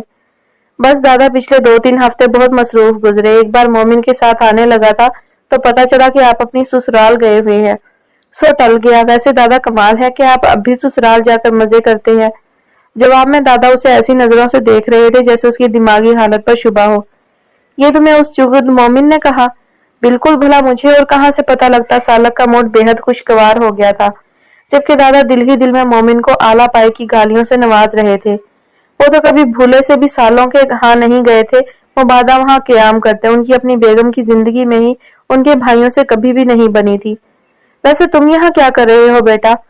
آفاق ہماری فرم کا امپلائی ہے دادا، مینوفیکچرنگ ڈپارٹمنٹ میں ہوتا ہے۔ میں اپنے ہر ورکر کی خوشی غمی میں شرکت کرنے کی پوری کوشش کرتا ہوں۔ واہ، بہت خوب، کیا اعلیٰ اخلاق ہے۔ دادا یہ وہی ہے، آپ بھول گئے ہیں کیا؟ وہی جس نے آپ کی بہو کو چوری کیا ہے، مومن کی منگیتر کو۔ کب سے صبر کر کے کھڑا شاویز یکدم ان کے کان میں بڑبڑایا تو جیسے دادا کو 440 والٹ کا جھٹکا لگا۔ وہ تو یکسر بھول ہی گئے تھے کہ سالک پاشا نے ان کے پوتے کا دل توڑا ہے۔ ان کا جی اپنی عقل پر ماتم کرنے کو کیا۔ دادا، مومن آپ کے ساتھ نہیں آیا؟ سالک پاشا نے اپنے موبائل کی اسکرین دیکھتے ہوئے دریافت کیا۔ وہ کیا آئے گا، اس کا تو ہنسنا بولنا سب ہی ختم ہو گیا۔ اب تو آفس جاتا ہے اور آ کر کمرے میں چپ چاپ پڑ جاتا ہے، نہ ہنستا ہے نہ بولتا ہے۔ دادا نے ہوکے بھرتے ہوئے تفصیلی جواب دیا۔ ایسا کیوں دادا؟ سالک بری طرح حیران ہوتے ہوئے بولا۔ یہ آپ کیا کہہ رہے ہیں؟ مومن کو اچانک سے کیا ہو گیا؟ اب کیا بتاؤں تمہیں سالک بچے، میرے پوتے کی خوشیوں کو نظر ہی کھا گئی۔ جس لڑکی کو چاہتا تھا وہاں منگنی کر کے آیا میں اس کی، لیکن اللہ جانے ایسا کیا ہوا کہ بنا وجہ بتائے بغیر کچھ کہے اس منگنی توڑ دی اس نے۔ حالانکہ جی جان سے مرتا تھا وہ اس بچی پر، خود وہ بچی بھی میرے مومن کو چاہتی تھی، مگر خدا ہی جانے ایسا یکدم کیا ہوا کہ حق ہا۔ شاویز دادا کی ایسی جاندار اداکاری پر انہیں آسکر کے لیے نامزد کرنے کا ارادہ کر رہا تھا۔ کیا انداز تھے، کیا مسکین لہجہ تھا۔ کچھ بھی نہ کہا اور کہہ بھی گئے والی بات کا مفہوم اسے آج سمجھ آیا تھا۔ مومن نے مجھے تو ایسا کچھ بھی نہیں بتایا، حالانکہ اس کی کسی لڑکی میں دلچسپی کے بارے میں مجھے علم تھا، لیکن اس سے آگے مجھے کچھ بھی خبر نہیں۔ سالہ کی حیرت دور ہونے کا نام نہیں لے رہی تھی۔ تصور میں مومن کا بجھا بجھا چہرہ آیا۔ واقعی وہ آفس میں بھی اب بہت کم بات کرتا تھا۔ اسے دل ہی دل میں افسوس ہوا کہ اپنی خوشی میں گم ہو کر اس نے ایک بار بھی اسے نہیں کریدا تھا۔ بس وہ ایسا ہی ہے، کسی کو اپنا دکھ نہیں بتاتا، خود ہی اندر گھلتا رہتا ہے۔ اب یہی دیکھ لو نا، تمہارے والد جب میرے ہاں کرائے پر رہ رہے تھے تو اسی بچی کی مکان کے کاغذات ان کے پاس تھے۔ اللہ جانے کیا قصہ تھا، مگر وہ جاتے ہوئے یہی بھول گئے۔ اب جب وہ کاغذات اس کے ہاتھ لگے تو اسے محض یہی فکر تھی کہ کیسے انہیں اس بچی تک پہنچائے۔ اللہ جانے اس نے کیا کیا ان کاغذات کا دوبارہ اس کے پاس دکھے نہیں مجھے۔ ارے اسلم میاں، کہاں تھے بھائی؟ آج تو آسمانوں پر اڑ رہے ہو۔ بیٹے کا ولیمہ ہے، مگر یاروں دوستوں کی بھی تو خبر لو۔ دادا کمال مہارت سے اندیکھے اسلم میاں کی جانب بڑھ گئے تھے۔ اس طرف اسلم میاں تھے یا نہیں، مگر شاویز کا دل کر رہا تھا کہ دادا کو کندھوں پر اٹھا کر ناچے۔ تیر چلا گئے تھے، بس نشانے پر لگا ہو یہ دعا کرنی تھی۔ سالک پاشا بنا مڑے سامنے بے دھیانی میں سٹیج پر نگاہیں جمائے دماغ میں کسی گتھی کو سلجھانے کی کوشش میں تھا۔ بیڈ پر رائنا نے ماہور کے گنے چنے اچھی حالت کے ڈریسز پھیلا رکھے تھے۔ ماہور اکتائی ہوئی اور خفا سی ٹانگیں جھلاتی دیکھنا بھی گوارا نہیں کر رہی تھی۔ یہ دیکھو، یہ کیسا ہے، یہ پیارا لگے گا۔ رائنا نے ٹی پنک اور ڈل گولڈن کے کنٹراسٹ میں شرٹ ٹراؤزر نکال کر اس کے سامنے لہرایا۔ ماہور نے ایک اچٹتی نگاہ ڈال کر کہا، مجھے کہیں جانا ہی نہیں تو کیوں اتنا سر کھپا رہی ہو؟ کہہ دو دادی کو بھی۔ سالک پاشا آئے تو اسے میری طبیعت کی خرابی کا بول دیں پلیز۔ کیوں بول دیں؟ کس لیے؟ رائنا نے کپڑے بیڈ پر پٹکے اور اس کے سامنے گھٹنوں کے بل بیٹھ کر ٹپٹتے ہوئے بولی، کیا چاہتی ہو تم ماہی؟ اس شادی سے انکار کرنا ہے تمہیں؟ بولو، جواب دو۔ ماہور کی گردن دھیرے سے نفی میں ہل گئی۔ تو جب انکار کی جرت نہیں تو وہ کرو جو اقرار کرنے والے کیا کرتے ہیں۔ یہ بلا وجہ کی ضد بازی سے اب صرف نقصان ہی ہونے والا ہے۔ تمہاری امی سب کچھ طے کر چکی ہیں، تم قدم پیچھے ہٹا نہیں سکتی، اپنی منوا نہیں سکتی، تو پھر کم از کم ایسی کوئی حرکت تو نہ کرو کہ اپنے لیے آنے والی زندگی میں مشکلات کا بیج بو دو۔ اگر تمہیں کبھی بھی سالک کے ساتھ نہیں جانا تو ٹھیک ہے، اٹھاؤ سٹیپ، ہمت دکھاؤ، بنا یہ سوچے کہ اس کا نتیجہ تمہاری ماں اور تمہارے بہن بھائی تو بھگتیں گے ہی، مومن بھی سفر کر سکتا ہے۔ سالک پاشا روانی سے بہتا وہ دریا ہے جس کی گہرائیوں میں طغیانی چھپی ہے، اس کو طوفان بننے مت دو۔ ہاں، دعا کرو کہ اس دریا کا رخ قدرت ہی دوسری جانب موڑ دے، لیکن ماہی تم یہ بات مت بھولو کہ اس دریا میں اپنی مرضی سے اتری ہو۔ اب ہاتھ پیر چلائے تیرتی رہو ورنہ ڈوب جاؤ گی، سمجھی؟ چلو تیار ہو جاؤ۔ اور ماہور آنسو پیتی اٹھ کھڑی ہوئی تھی۔ مومن کو کچھ ہو یہ سوچ اسے پسپا کر دینے کو کافی تھی۔ یہیں آ کر وہ ہار جاتی تھی۔ کبھی کبھی وہ شدت سے خواہش کرتی تھی کہ کاش وقت ذرا سا پلٹ جائے اور وہ اپنی جلد بازی کو درست کر لے، سالک پاشا کو اپنی زندگی سے نکال پھینکے۔ جس وقت کی جذبے کے زیر اثر وہ یہ قدم اٹھا چکی تھی اس کی بنیاد میں محض غصہ بھرا تھا، نہیں چاہیے تھی اسے دولت، نہیں چاہیے تھا کوئی بھی مرتبہ۔ اسے پرانا مومن مل جاتا تو وہ ساری عمر بے چارگی اور غربت میں گزار سکتی تھی، کیونکہ اس کی وہ عادی تھی۔ بس اسے مومن کے بنا رہنے کی عادت نہیں ہو پا رہی تھی۔ نہ جانے وہ اب کس کے ساتھ ویسی ہی باتیں بناتا ہوگا، کس کے لاڈ اٹھاتا ہوگا جیسے میرے اٹھاتا تھا۔ یہ سوچ آنے کی دیر تھی اور وہ پھر سے برف کا تودا بن گئی۔ اگلے 10 منٹ میں وہ تیار ہو کر بیڈ پر ٹانگیں لٹکائے یوں بیٹھی تھی جیسے جب آواز پڑے گی تو اٹھ کر اپنا کردار نبھانے سٹیج پر چلی آئے گی۔ زندگی اب اسے اداکاری کروا رہی تھی اور وہ اپنا رول نبھانے میں ہلکان ہوئی جا رہی تھی۔ دروازے پر بیل ہوئی تو رائنا نے جا کر کھولا۔ سالک پاشا اپنی تمام تر وجاہت کے ساتھ وہاں مسکراہٹ لیے موجود تھا۔ اسے دیکھ کر رائنا کو یکدم ابرش کی یاد آئی، کیسے جی جان سے فدا تھی وہ اس شخص پر، اور کتنا حسین و مغرور تھا یہ آدمی۔ وہ اپنی سوچ کو جھٹکتی جبری مسکراہٹ کا تبادلہ کرتی آگے سے ہٹ گئی۔ ماہور تیار ہے، میں پہلے ہی کافی لیٹ ہو گیا۔ وہ اندر داخل ہوتے ہوئے ریسٹ واچ پر وقت دیکھتے ہوئے گویا ہوا۔ ایکچولی ایک امپلائی کا ولیمہ تھا، وہیں کچھ وقت لگ گیا۔ بھائی واہ، آپ دیر کر دیتے ہیں اور ماہور جلد باز ہے، یعنی دو یکسر مختلف مزاج۔ جواباً رائنا نے گیٹ بند کرتے ہوئے سیدھے سادے لہجے میں کہا، مگر سالک نے پلٹ کر اس پر ایک گہری نگاہ ضرور ڈالی، پھر کچھ سوچتے ہوئے بولا، میں دیر نہیں کرتا رائنا بیوی، میں موقع کا انتظار کرتا ہوں۔ آپ یا تو خاصے خوش فہم ہیں یا ضرورت سے زیادہ سادہ۔ اصل موقع کا انتظار کرتے کرتے اتنی تاخیر کر دینا مناسب نہیں کہ موقع محل ہی بدل جائے۔ سالک پاشا لاجواب نہیں ہوا تھا، وہ ٹھٹک گیا تھا۔ چند پل دونوں ایک دوسرے کی آنکھوں میں آنکھیں ڈالے اشارے کے نئے سمجھنے میں لگے رہے، اور پھر رائنا بشاش لہجے میں اسے اندر کی طرف بڑھنے کا اشارہ کرتے ہوئے بولی، عاقب سچ کہتے ہیں کہ میں کوئی مووی دیکھ لوں تو گھنٹوں اس کے اثر سے نہیں نکلتی، بلکہ اس کے ڈائیلاگز بھی جھاڑتی رہتی ہوں۔ چلے آئے، ماہی کب سے آپ کا ہی ویٹ کر رہی ہے۔ وہ جھٹ پٹ اپنی باتوں کا اثر ظاہر کرتی اندر بڑھ گئی تھی، جبکہ سالک پاشا کا ذہن اصل پکچر میں اٹک گیا تھا۔ تم لوگوں کا دماغ خراب ہو چکا ہے کیا؟ اتنے جتن میں نے اس لیے کیے تھے کیا کہ اپنے بچوں کو یہیں اسی ڈربے میں چھوڑ دوں؟ نائمہ پاشا غصے میں بولتی اپنی انگلیاں بری طرح مسل رہی تھی۔ جواب میں سیف پرسکون سا ہلکی آواز میں چلتے ٹی وی پر نگاہ جمائے بیٹھا رہا، جبکہ جنت اور زونی مدد طلب نظروں سے ریان کو دیکھ رہے تھے۔ انہوں نے اسے ہی اپنا وکیل مقرر کر رکھا تھا۔ کچھ بھی تھا، وہ بڑے بھائی اور اپیا سے ڈرتے تھے، ماں کے ساتھ جی جان سے جانا چاہتے تھے، مگر ریان کو آگے لگا کر، جبکہ اسے سمجھ ہی نہیں آتا تھا کہ ماں سے آخر کیسے کہے کہ وہ تینوں بہن بھائی ان کے ساتھ رہنا چاہتے ہیں۔ نائمہ پاشا سالک اور ماہور کے شاپنگ پر جانے کے بعد خاص ان سب کا رد عمل جاننے کے لیے آئی تھی۔ زلیخا دادی اور سیف ناخوش سے تھے، جبکہ باقی بچے بالکل نارمل تھے۔ یہاں آ کر انہوں نے ان سب کی نئے بنگلے میں شفٹ ہونے کی بات چھیڑی تو سیف نے دو ٹوک الفاظ میں انکار سنا دیا تھا۔ چاچی، نائمہ پاشا نے زونی کی شرٹ کے بٹن ٹانگتی زلیخا دادی کو پکارا، آپ کیوں نہیں سمجھاتی انہیں؟ میں انہیں کسی قیمت پر یہاں رہنے نہیں دوں گی، انہیں میرے ساتھ چلنا ہوگا۔ زلیخا دادی نے دھاگا توڑا اور اینک کے اوپر سے انہیں دیکھتے ہوئے بولی، دیکھو بنو، آدھی اولاد تمہارے ساتھ جانے پر راضی ہے، انہیں لے جاؤ۔ انہوں نے تیکھی نظروں سے ریان، جنت اور زونی کو دیکھا تو تینوں نگاہیں چرا کر بغلیں جھانکنے لگے۔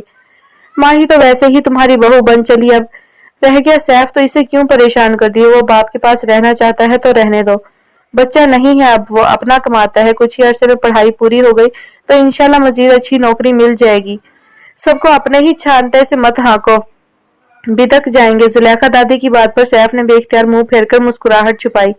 نائمہ پاشا مزید تپ گئی۔ انہیں زلیخا دادی پر تاؤ آیا، کچھ کہنے کے لیے منہ کھولنا چاہا تو دادی نے ہاتھ کے اشارے سے ٹوک دیا، مجھے کوئی تانا مارنے سے پہلے یاد رکھنا کہ میرا اپنا گھر بھی ہے، جسے میں عنقریب انہی بچوں کے نام کرنے والی ہوں۔ پھر بھی زندگی کے 4 دن کاٹنے پڑے تو میں اتنی خود غرض نہیں نمو کہ عقیل کو ایسی حالت میں، جبکہ نشے نے اسے چاٹ لیا ہے، چھوڑ کر کہیں چلی جاؤں۔ رہ گئی اخراجات کی بات تو تم ہماری فکر نہ کرنا، میرا مکان کرائے پر چڑھوا چکا ہے سیف، اس کا کرایہ ہم 2 جانوں کو کافی ہے، لے جاؤ اپنے بچے اگر جاتے ہیں تو۔ زلیخا دادی نے بات ہی ختم کر دی تھی۔ نائمہ پاشا لاجواب ہو گئی تھی۔ انہوں نے زونی اور جنت کے کھلتے ہوئے چہرے دیکھے جن پر صاف لکھا تھا کہ وہ اپنی ماں کے ساتھ رہنا چاہتے ہیں۔ دونوں کو اشارے سے بلا کر اپنے دائیں بائیں بٹھایا اور ساتھ لگا لیا۔ ریان بھی اٹھ کر ماں کے پیروں میں آ بیٹھا، یہ واضح اشارہ تھا کہ وہ تینوں ماں کے فیصلے کے حامی ہیں، جبکہ سیف نے ایک بار بھی ٹی وی سے نظریں ہٹا کر انہیں نہیں دیکھا تھا۔ اس کی آنکھوں میں خفگی جیسے ٹھہر سی گئی تھی، وہ ششو پنج میں پڑ چکی تھی، عجیب ہی صورتحال تھی۔ عادل پاشا نے صاف صاف کہہ دیا تھا کہ سالک ہرگز کسی اور جگہ شفٹ نہیں ہوگا، اس کے جو جی میں آئے وہ کرے۔ سالک کی جانب دیکھتی تو ایسا لگتا تھا جیسے وہ بھی نئے بنگلے میں شفٹ ہونے پر متعامل ہے۔ یہ نائمہ پاشا کی اپنی رائے تھی، اب اتنے بڑے بنگلے میں وہ محض اپنے 3 بچے کیسے شفٹ کر سکتی تھی؟ सैफ और जुलेखा दादी साथ चलते तो बात भी थी, मगर उनसे तो ऐसी कोई उम्मीद नहीं थी। ऐसे में उनका वो मकसद जिसको हासिल करने के लिए उन्होंने माहौर के दिल पर भी पैर रखा था, वहीं का वहीं रह गया था। उनके दिमाग में गड़मड़ होती सोचों ने एक बार फिर उन्हें बुरी तरह से परेशान कर डाला था। आदिल पाशा मुसलसल अपनी स्टडी में टहल रहे थे। बेचैनी उनके हर अंदाज से हवेदा थी। उंगलियों में सिगार दबा रखा था, जिसकी राख वो जरा सी देर बाद रुककर एस्ट्रे में झाड़ देते, मगर बैठने का नाम नहीं ले रहे थे। सब कुछ प्लानिंग से उलट हो गया था। मुख्तार अंसारी पर भरोसा करना उनकी फाश गलती साबित हुआ था। न वो खुद कुछ कर सका था, न उसका प्लांट किया गया आदमी कोई कारकर्दगी दिखा सका था। हीरा तो इतनी रकम पाकर ऐसा रफू चक्कर हुआ था कि मुख्तार अंसारी उसकी गर्द भी ना पा सका, और खुद वो मोमिन तुराब के हत्थे चढ़कर सब कुछ बक बैठा था। अब वो आदिल पाशा को मुसलसल फोन करके तंग कर रहा था कि मुआहदे के मुताबिक जो रकम उसे देने का वादा किया गया था वो दी जाए, क्योंकि उसने भी हीरे पर पैसे लगाए थे। वो तो डूबे ही, मजीद उसके हाथ कुछ नहीं आ सका था। इसलिए वो अब मुसलसल आदिल पाशा को धमकाने पर उतर आया था। जब उन्होंने उसकी कॉल्स अटेंड नहीं की तो उसने अयाज को फोन करके कहा कि अगर आदिल पाशा ने उसे रकम नहीं दी तो वो सालों को सब कुछ ना सिर्फ बता देगा बल्कि सबूत भी फराहम करेगा। जिंदगी में पहली बार आदिल पाशा ने खुद को बेबस महसूस किया। उन्हें हरगिज अंदाजा नहीं था कि हीरा उसी दिन वहां टपक पड़ेगा जिस वक्त उनकी बीवी और बेटा वहां नाम निहाद रस्म के लिए मौजूद होंगे। अगर वो किसी और वक्त धावा बोलता तो प्लान के मुताबिक माहौर को अपने आदमियों के जरिए जबरदस्ती अगवा करके ले जाता, मगर साला की मौजूदगी ने सब पर पानी फेर कर रख दिया था। उसके ब्लैंक चेक में हीरे ने जितनी भी रकम भरी हो वो इतनी जरूर होगी कि उसके वारे न्यारे हो गए होंगे, मगर मुख्तार अंसारी जख्मी बैल की मानिंद डकराता फिर रहा था। उसको नकेल डालना जरूरी हो गया था, इसीलिए अयाज को उसका दिमाग ठिकाने लगाने का कहा था। उसकी औकात ही क्या थी कि आदिल पाशा को धमकाता। उन्होंने अपनी शर्ट के ऊपरी 2 बटन खोलकर खुद को रिलैक्स किया। वो शिद्दत से अयाज की फोन कॉल के मुंतजिर थे। एक बार मुख्तार अंसारी का मामला ठप हो जाता तो वो मोमिन तुराब का टेटवा भी दबाने का पक्का इरादा रखते थे। मोबाइल की टून पर वो सरहद से टेबल की जाने बढ़े और कॉल अटेंड की। हाँ अयाज बोलो, काम हुआ? उनका तनफ्फुस तेज हुआ। वो सर, एक अच्छी खबर है और एक कुछ गड़बड़ वाली। मेरा मतलब है एक कुछ बुरी खबर है। अयाज सहमे और दबे लहजे में बोला तो आदिल पाशा का दिल किया काश वो उसी का काम तमाम कर सकते। उन्होंने जब्त करते हुए पूछा, पहले अच्छी सुनाए अयाज, ताकि बुरी इतनी बुरी ना लगे। सर, मुख्तार अंसारी के रेस्टोरेंट में आग लग गई है। रिपोर्टर्स की एक बड़ी तादाद जमा हो चुकी है। पुलिस भी चाहे वकुआ पर पहुंचकर हादसे की वजह जानने की कोशिश कर रही है। ओह जबरदस्त अयाज, ब्रिलियंट, ये तो कमाल कर दिया तुमने। और तुम ऐसे रहे हो जैसे मुख्तार अंसारी बच गया हो। आदिल पाशा की चहकती आवाज स्टडी के बाहर से गुजरती नाइमा पाशा के कानों में पड़ी थी। वो अभी अभी अपने बच्चों से मिलकर वापस लौटी थी और अब बेडरूम की जानिब जा रही थी। वो चौकन्नी नजरों से इर्द गिर्द देखती हुई दरवाजे से कान लगाकर खड़ी हो गई। मुख्तार अंसारी बच गया है सर, यही बुरी खबर है। उसकी रोहासी आवाज ने आदिल पाशा की समातों के परखच्चे उड़ाकर रख दिए थे। वो यकदम चिल्लाए, कैसे बच गया उल्लू के पट्टे? अयाज, यू ब्लडी फूल, तुम्हें अंदाजा है कि किस मुश्किल में पड़ सकते हैं हम? तुम किसी काम के नहीं रहे अयाज, एक काम तुम ढंग से नहीं कर सके। सर, उसे प्लान के मुताबिक गार्ड ने उसके ऑफिस में बाहर से लॉक किया था, मगर न जाने वो किस जानिब से निकलने में कामयाब हो गया। आप फिक्र ना करें सर, मैं उसे छोड़ूंगा नहीं, वो आपके सामने जिंदा नहीं आएगा। Shut up you bastard. Ayaz की बात पर वो मजीद बिफर गए। वो पहले से ज्यादा शिद्दत से चिल्लाते हुए बोले, बंद करो मुझे ये तिफल तसल्लियां देना। तुमने सब बेड़ा गर्क कर दिया अयाज। मुख्तार अंसारी को मर जाना चाहिए था। वो अपने रेस्टोरेंट में ही जलकर मर जाता तो सारा किस्सा ही तमाम हो जाता। अब तो वो हमारे लिए पहले से ज्यादा खतरनाक साबित हो सकता है। तुम्हारे पास 24 घंटे हैं अयाज, ढूंढो उसे और काम खत्म करो उसका। इसके बाद मैं मोमिन तुराब को भी ठिकाने लगाना है। मुझे ये दोनों जमीन के नीचे चाहिए अयाज, वरना मैं तुम्हें उनकी जगह जिंदा गाड़ दूंगा। उन्होंने कॉल ऑफ करके मोबाइल को कारपेट पर जोर से उछाल दिया। उनका रोम रोम गुस्से के कारण अंगारा बना हुआ था। अयाज को मुख्तार अंसारी को मारने का काम सौंप कर वो गलती कर बैठे थे। एक कज्जी की वजह से वो होशियार हो गया था। अब यकीनन वो जख्मी सांप की मानंद पलटकर हमला जरूर करेगा। उनकी निगाहों के सामने मोमिन तुराब का चेहरा घूम गया। एक कल के लौंडे ने 2 सबूतों की वजह से उनकी नींद उड़ाकर रख दी थी। उसके हाथ उनके गिरे बांध तक पहुंच रहे थे। इन्हीं हाथों से वो उसकी कब्र खोद डालेंगे। कनपटियां दबाते हुए वो लंबे लंबे सांस भरते रिवॉल्विंग चेयर पर आ बैठे। उन्हें सोचने के लिए सुकून की जरूरत थी, इसलिए उन्होंने स्टडी टेबल के नीचे बने स्लाइडिंग रैक से कांच की सुर्ख मशरूब से भरी बोतल और ब्लोरिंग ग्लास निकालकर जाम बनाया और ये नापाक जहर अपने अंदर घूंट घूंट उतारने लगे, जिसे आम हालात में वो कभी भी हाथ भी नहीं लगाते थे। انہیں سب کچھ نئے سرے سے سوچ کر پلان کرنا تھا۔ دروازے سے کان لگائے کھڑی نائمہ پاشا نے اپنا تھر تھر کانپتا وجود پر مشکل گھسیٹ کر کمرے تک پہنچایا۔ ان کی آنکھیں مارے خوف کے پھٹنے کے قریب تھیں۔ مومن کا خوبصورت چہرہ نگاہوں کے سامنے آ کر انہیں دہلا رہا تھا۔ وہ بیچارہ نہ جانے کس دشمنی کی بھینٹ چڑھنے والا تھا، لیکن وہ ایسا ہونے نہیں دے سکتی تھی۔ انہیں کسی نہ کسی سے مدد تو لینی ہی تھی۔ واپسی کے سفر میں وہ دونوں ہی بے حد خاموش تھے۔ ماہور تو خیر جاتے وقت بھی یوں ہی بیٹھی رہی تھی کہ سالک کو اس پر کسی بے جان گڑیا کا گمان ہوتا رہا۔ دونوں کے درمیان کسی قسم کی کوئی بات چیت نہیں ہوئی تھی۔ سالک نے کوئی بات کی بھی تو ماہور نے محض جواب میں ہنکارے ہی بھرے تھے۔ وہ اسے بہترین شاپنگ مال کی بہترین بوتیک میں لے کر گیا تھا جہاں محض عمرہ کی رسائی تھی۔ نگاہوں کو خیرہ کر دینے والے لباس بھی اس کا سرد سا موڈ بحال نہیں کر سکے تھے۔ وہ خود ہی ڈریس پسند کرتا رہا اور اس سے رائے مانگتا رہا۔ جواب میں اس نے کسی بھی قسم کی ایکسائٹمنٹ نہیں دکھائی تھی۔ وہ کہتا یہ اچھا ہے، جواب ملتا جی اچھا ہے۔ وہ کہتا کہ مجھے یہ کلر کچھ ڈل لگ رہا ہے، وہ کہتی جی ڈل لگ رہا ہے۔ کیا یار یہ کیا بات ہوئی بھلا؟ وہ الجھ کر رہ گیا تھا۔ وہ نہ جانے کیوں تذبذب کا شکار ہو گیا تھا۔ آخر کب تک وہ اس بات کو فطری حیا پر محمول کرتا؟ رویے میں جھجک ہونے اور کھنچاؤ ہونے میں وہ بخوبی فرق کر پا رہا تھا۔ آج کل وہ خود جس قدر خوش رہنے لگا تھا، اس کا دل کرتا تھا کہ اپنے جذبات کو وہ ماہور سے شیئر کرے، اپنی شدتیں اور زور آور چاہتوں کی وپتا کہہ ڈالے، مگر ہر بار وہ ماہور کا سرد و سپاٹ رویہ محسوس کر کے سنبھل جاتا۔ وہ بزنس کی دنیا کا جانا مانا نام تھا، کروڑوں کی ڈیلز کرتا تھا، دن بھر میں ہزاروں افراد سے ملاقات کرتا تھا۔ چہرے پڑھنا اس نے کافی کم عمری میں ہی سیکھ لیا تھا۔ وہ ماہور کو مارجن دیتا تھا کیونکہ وہ ابرش کی دوست بھی تھی اور اس کی کمپنی کی امپلائی بھی۔ یقیناً وہ ابرش کی اس کے لیے پسندیدگی سے ناواقف نہیں ہوگی۔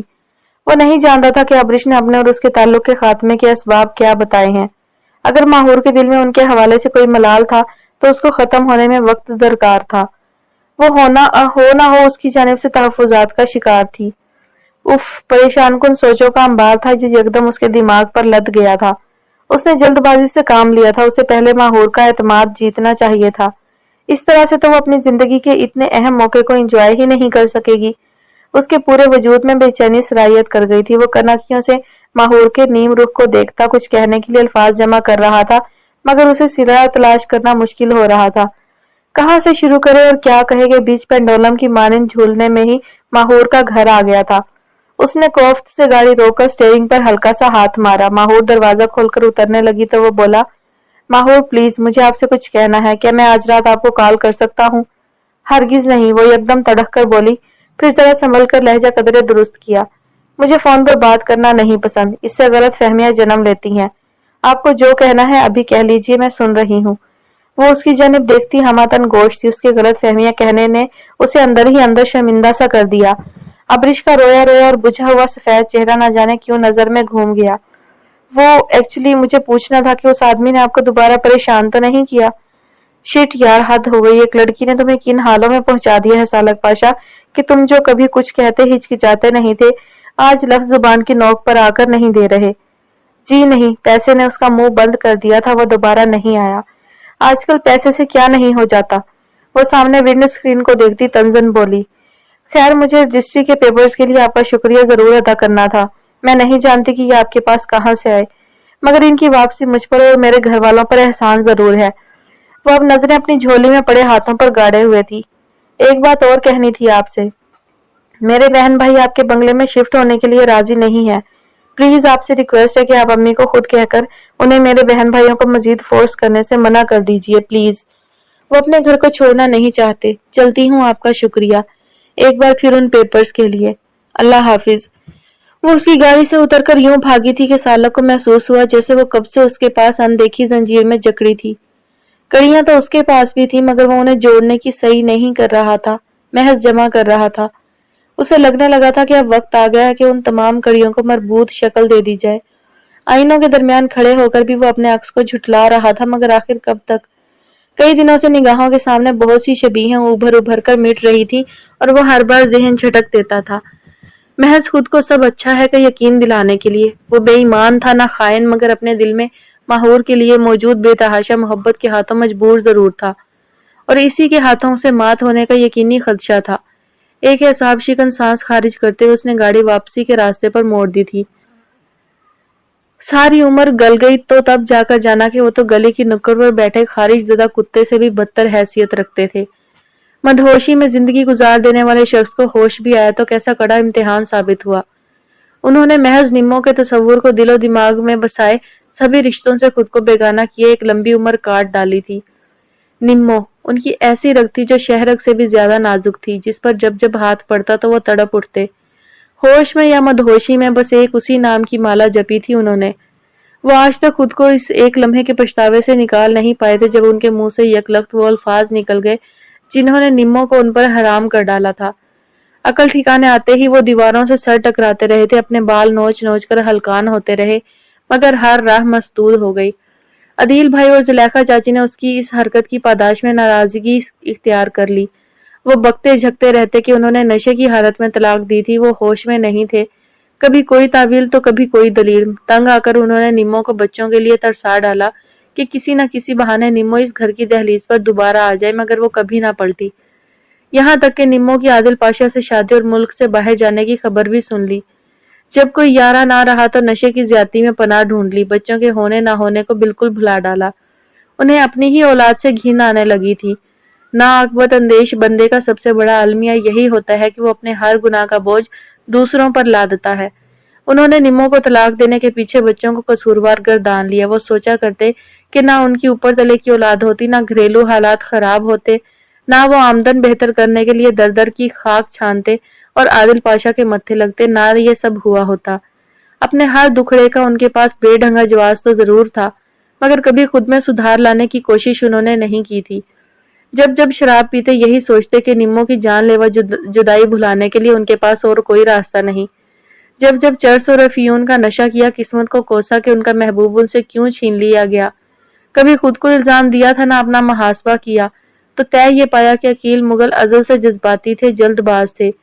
और अब जब सांसों की नैया हिचकोले खाती अबद के भंवर में उतरने को थी तो निम्मो ने आगही का चाबक मारकर उनके सोए हवासों को उधेड़ डाला था। कितनी नफरत थी निम्मो की आंखों में उनके लिए, चिंगारियां उड़ाती, शोले लपकाती नफरत, जिसने अकील मुगल की रग रग से जान खींच निकाली थी। उन्हें इतनी तकलीफ हुई थी कि जैसे निम्मो की नफरत में डूबी निगाहों में मौत का दर्द छुपा बैठा देख लिया हो। उन्हें यकीन था कि अब के बाद वो कोई दर्द या तकलीफ महसूस करने से कासिर रहेंगे, क्योंकि वो कर्ब का ऐसा दरिया पार कर आए हैं जिसकी हर मौज तेजाबी है, हर लहर तेज धार है जो उनके वजूद के आर पार होकर उसे अनगिनत टुकड़ों में तकसीम कर गई थी। वो उसी दरिया में धज्जी धज्जी हुए पड़े थे। अकील मुगल की कहानी कितनी लंबी और कैसी मुख्तसिर निकली। वो कई दिन से शहर की खाक छानते फिर रहे थे और बिला आखिर चप्पलें घसीटते कब्रिस्तान में दाखिल हो गए थे, जैसे उनके पैरों में अपना ही बोझ उठाने की सक्कत ना रही हो। उन्होंने एक पल रुक कर अपने दिमाग को झंझोड़कर याद करने की कोशिश की कि अम्मा और अब्बा की कब्रें किस सिमत थी। अदील भाई की कब्र कदरें ऊंची थी, उन्हीं के पहलू में अम्मा और फिर साथ अब्बा। वो याद आने पर सपाट से आगे बढ़ने लगे। पहले भी कई बार नशे से या निम्मो की जुदाई के गम से बदहाल हुआ करते तो यहीं आते थे। अम्मा की कब्र से लिपट कर ओल फोल बकते सो जाते। कभी कभार दिन चढ़े घर लौटा करते तो कभी गोरकन देख लेता तो उठाकर जबरदस्ती कब्रिस्तान से बाहर निकाल देता। उन्होंने चलते चलते ही बारी बारी अपनी दोनों चप्पलें उतार दी थी। वो नंगे पांव अम्मा की कब्र के सिरहाने आ बैठे। कब्र की खुश्क मिट्टी से भी माँ की खुशबू निकल निकल कर उनसे लिपट रही थी, जैसे दिलासा देती हो। वो जरा से सीधे हुए, हल्की सी टेक लगाकर सर कब्र पर रखा और चित आंखें खोलकर सामने बरगद के दरख्त को देखते हुए बोले, अम्मा आज आप बहुत याद आ रही हैं, पहले कभी इतना नहीं आई। आज दिल करता है कि आपके सीने से लगकर आंखें मूंद लूं और कभी ना खोलूं। मैं बहुत दुखी हूँ अम्मा, निम्मो मुझसे नफरत करती है, इतनी नफरत कि मेरा रुआं रुआं उसकी तपिश से जहन्नुम बन गया है। मेरे अंदर बाहर इतनी जलन है कि मुझे कोई दरिया बुर्द कर दे तो पानी खुश्क हो जाए, कोई मेरा वजूद खाई में धकेल दे तो वहां आग भड़क उठे। सिर्फ आपका सीना है अम्मा जो मेरा कलेजा ठंडा कर सकता है। मुझे गले से लगा लें, अपने अंदर छुपा लें। आप, अब्बा और अदील भाई कब से एक साथ हैं, अब मुझे भी अपने साथ लिटा लें अम्मा। हम चारों एक बार फिर से पुरानी जिंदगी जिए जब हमें कोई गम नहीं था। आप मुझसे खफा होकर मुझ पर जूता फेंकती और मैं झुकाई दे जाता। अदील भाई किताब थामे हंसते और फिर अब्बा के खंकारने की आवाज आती और मैं शरारत छोड़कर आपके दुपट्टे को मुंह पर ओढ़कर लेट जाता। सब पहले जैसा कर दें अम्मा, जब निम्मो से लड़ना मेरे दिन का सबसे बेहतरीन वक्त हुआ करता था, जब उसे कनखियों से काम करते देखते रहना मेरी तस्कीन का बाइस। پھر اسے اظہار محبت کرنے کے بعد اس کو بہانے سے آتے جاتے تاڑ کر محجوب کرنا میرا دل پسند مشغلہ تھا۔ سب کچھ پھیر دیں اماں یا مجھے اپنی طرف پھیر لیں، اس بھری دنیا میں نے خود کو بالکل اکیلا کر لیا ہے۔ میں اپنی اولاد کے لیے تو بوجھ تھا ہی، نمو نے بھی مجھے ناسور قرار دے دیا۔ میرا کوئی نہیں رہا، میں تنہا رہ گیا۔ میرے پاس آپ کی قبر کے علاوہ کوئی ٹھکانہ نہیں جہاں میں سر ٹیک کر دل ہلکا کروں، تو بس مجھے اب آپ کے پاس آنا ہے، یہیں سونا ہے۔ پورے ہوش و حواس میں بہتے آنسوؤں اور درد سے چور بدن لیا عقیل مغل نے ماں کی قبر کو چوما اور اس کے پہلو میں نیم دراز ہو کر ذرا فاصلے سے مٹی ریدنی شروع کی۔ نشہ نہ کرنے کے باعث اس کا پورا وجود سخت کرب و اذیت میں تھا، مگر وہ آج نیتاً نشہ کر کے نہیں آئے تھے۔ ایک خاص حد تک مٹی ہٹا دینے کے بعد وہاں سے ایک وہ سیدھا سا فریم جھانکنے لگا تھا۔ عقیل مغل نے اسے جھپٹ کر باہر نکالا اور سینے سے لگا لیا۔ یہ وہی فریم تھا جس میں ان کی اور نمو کی شادی کی تصویر لگی تھی۔ جس دن اسے چرایا تھا سیدھا یہیں لا کر چھپا دیا تھا، اب اسے ہی سینے سے لگائے وہ ماں کی قبر سے پہلو کے بل لپٹ کر لیٹ گئے تھے۔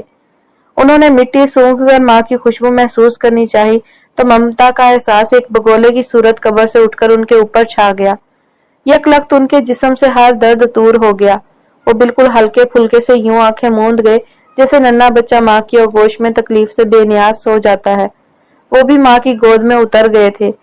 ان کا اب اس کے علاوہ دنیا میں کوئی ٹھکانہ نہ تھا۔ صحن میں عقیل مغل کا مردہ وجود وہیں لے جانے کے لیے تیار پڑا تھا جہاں سے اسے صبح لے کر آیا گیا تھا۔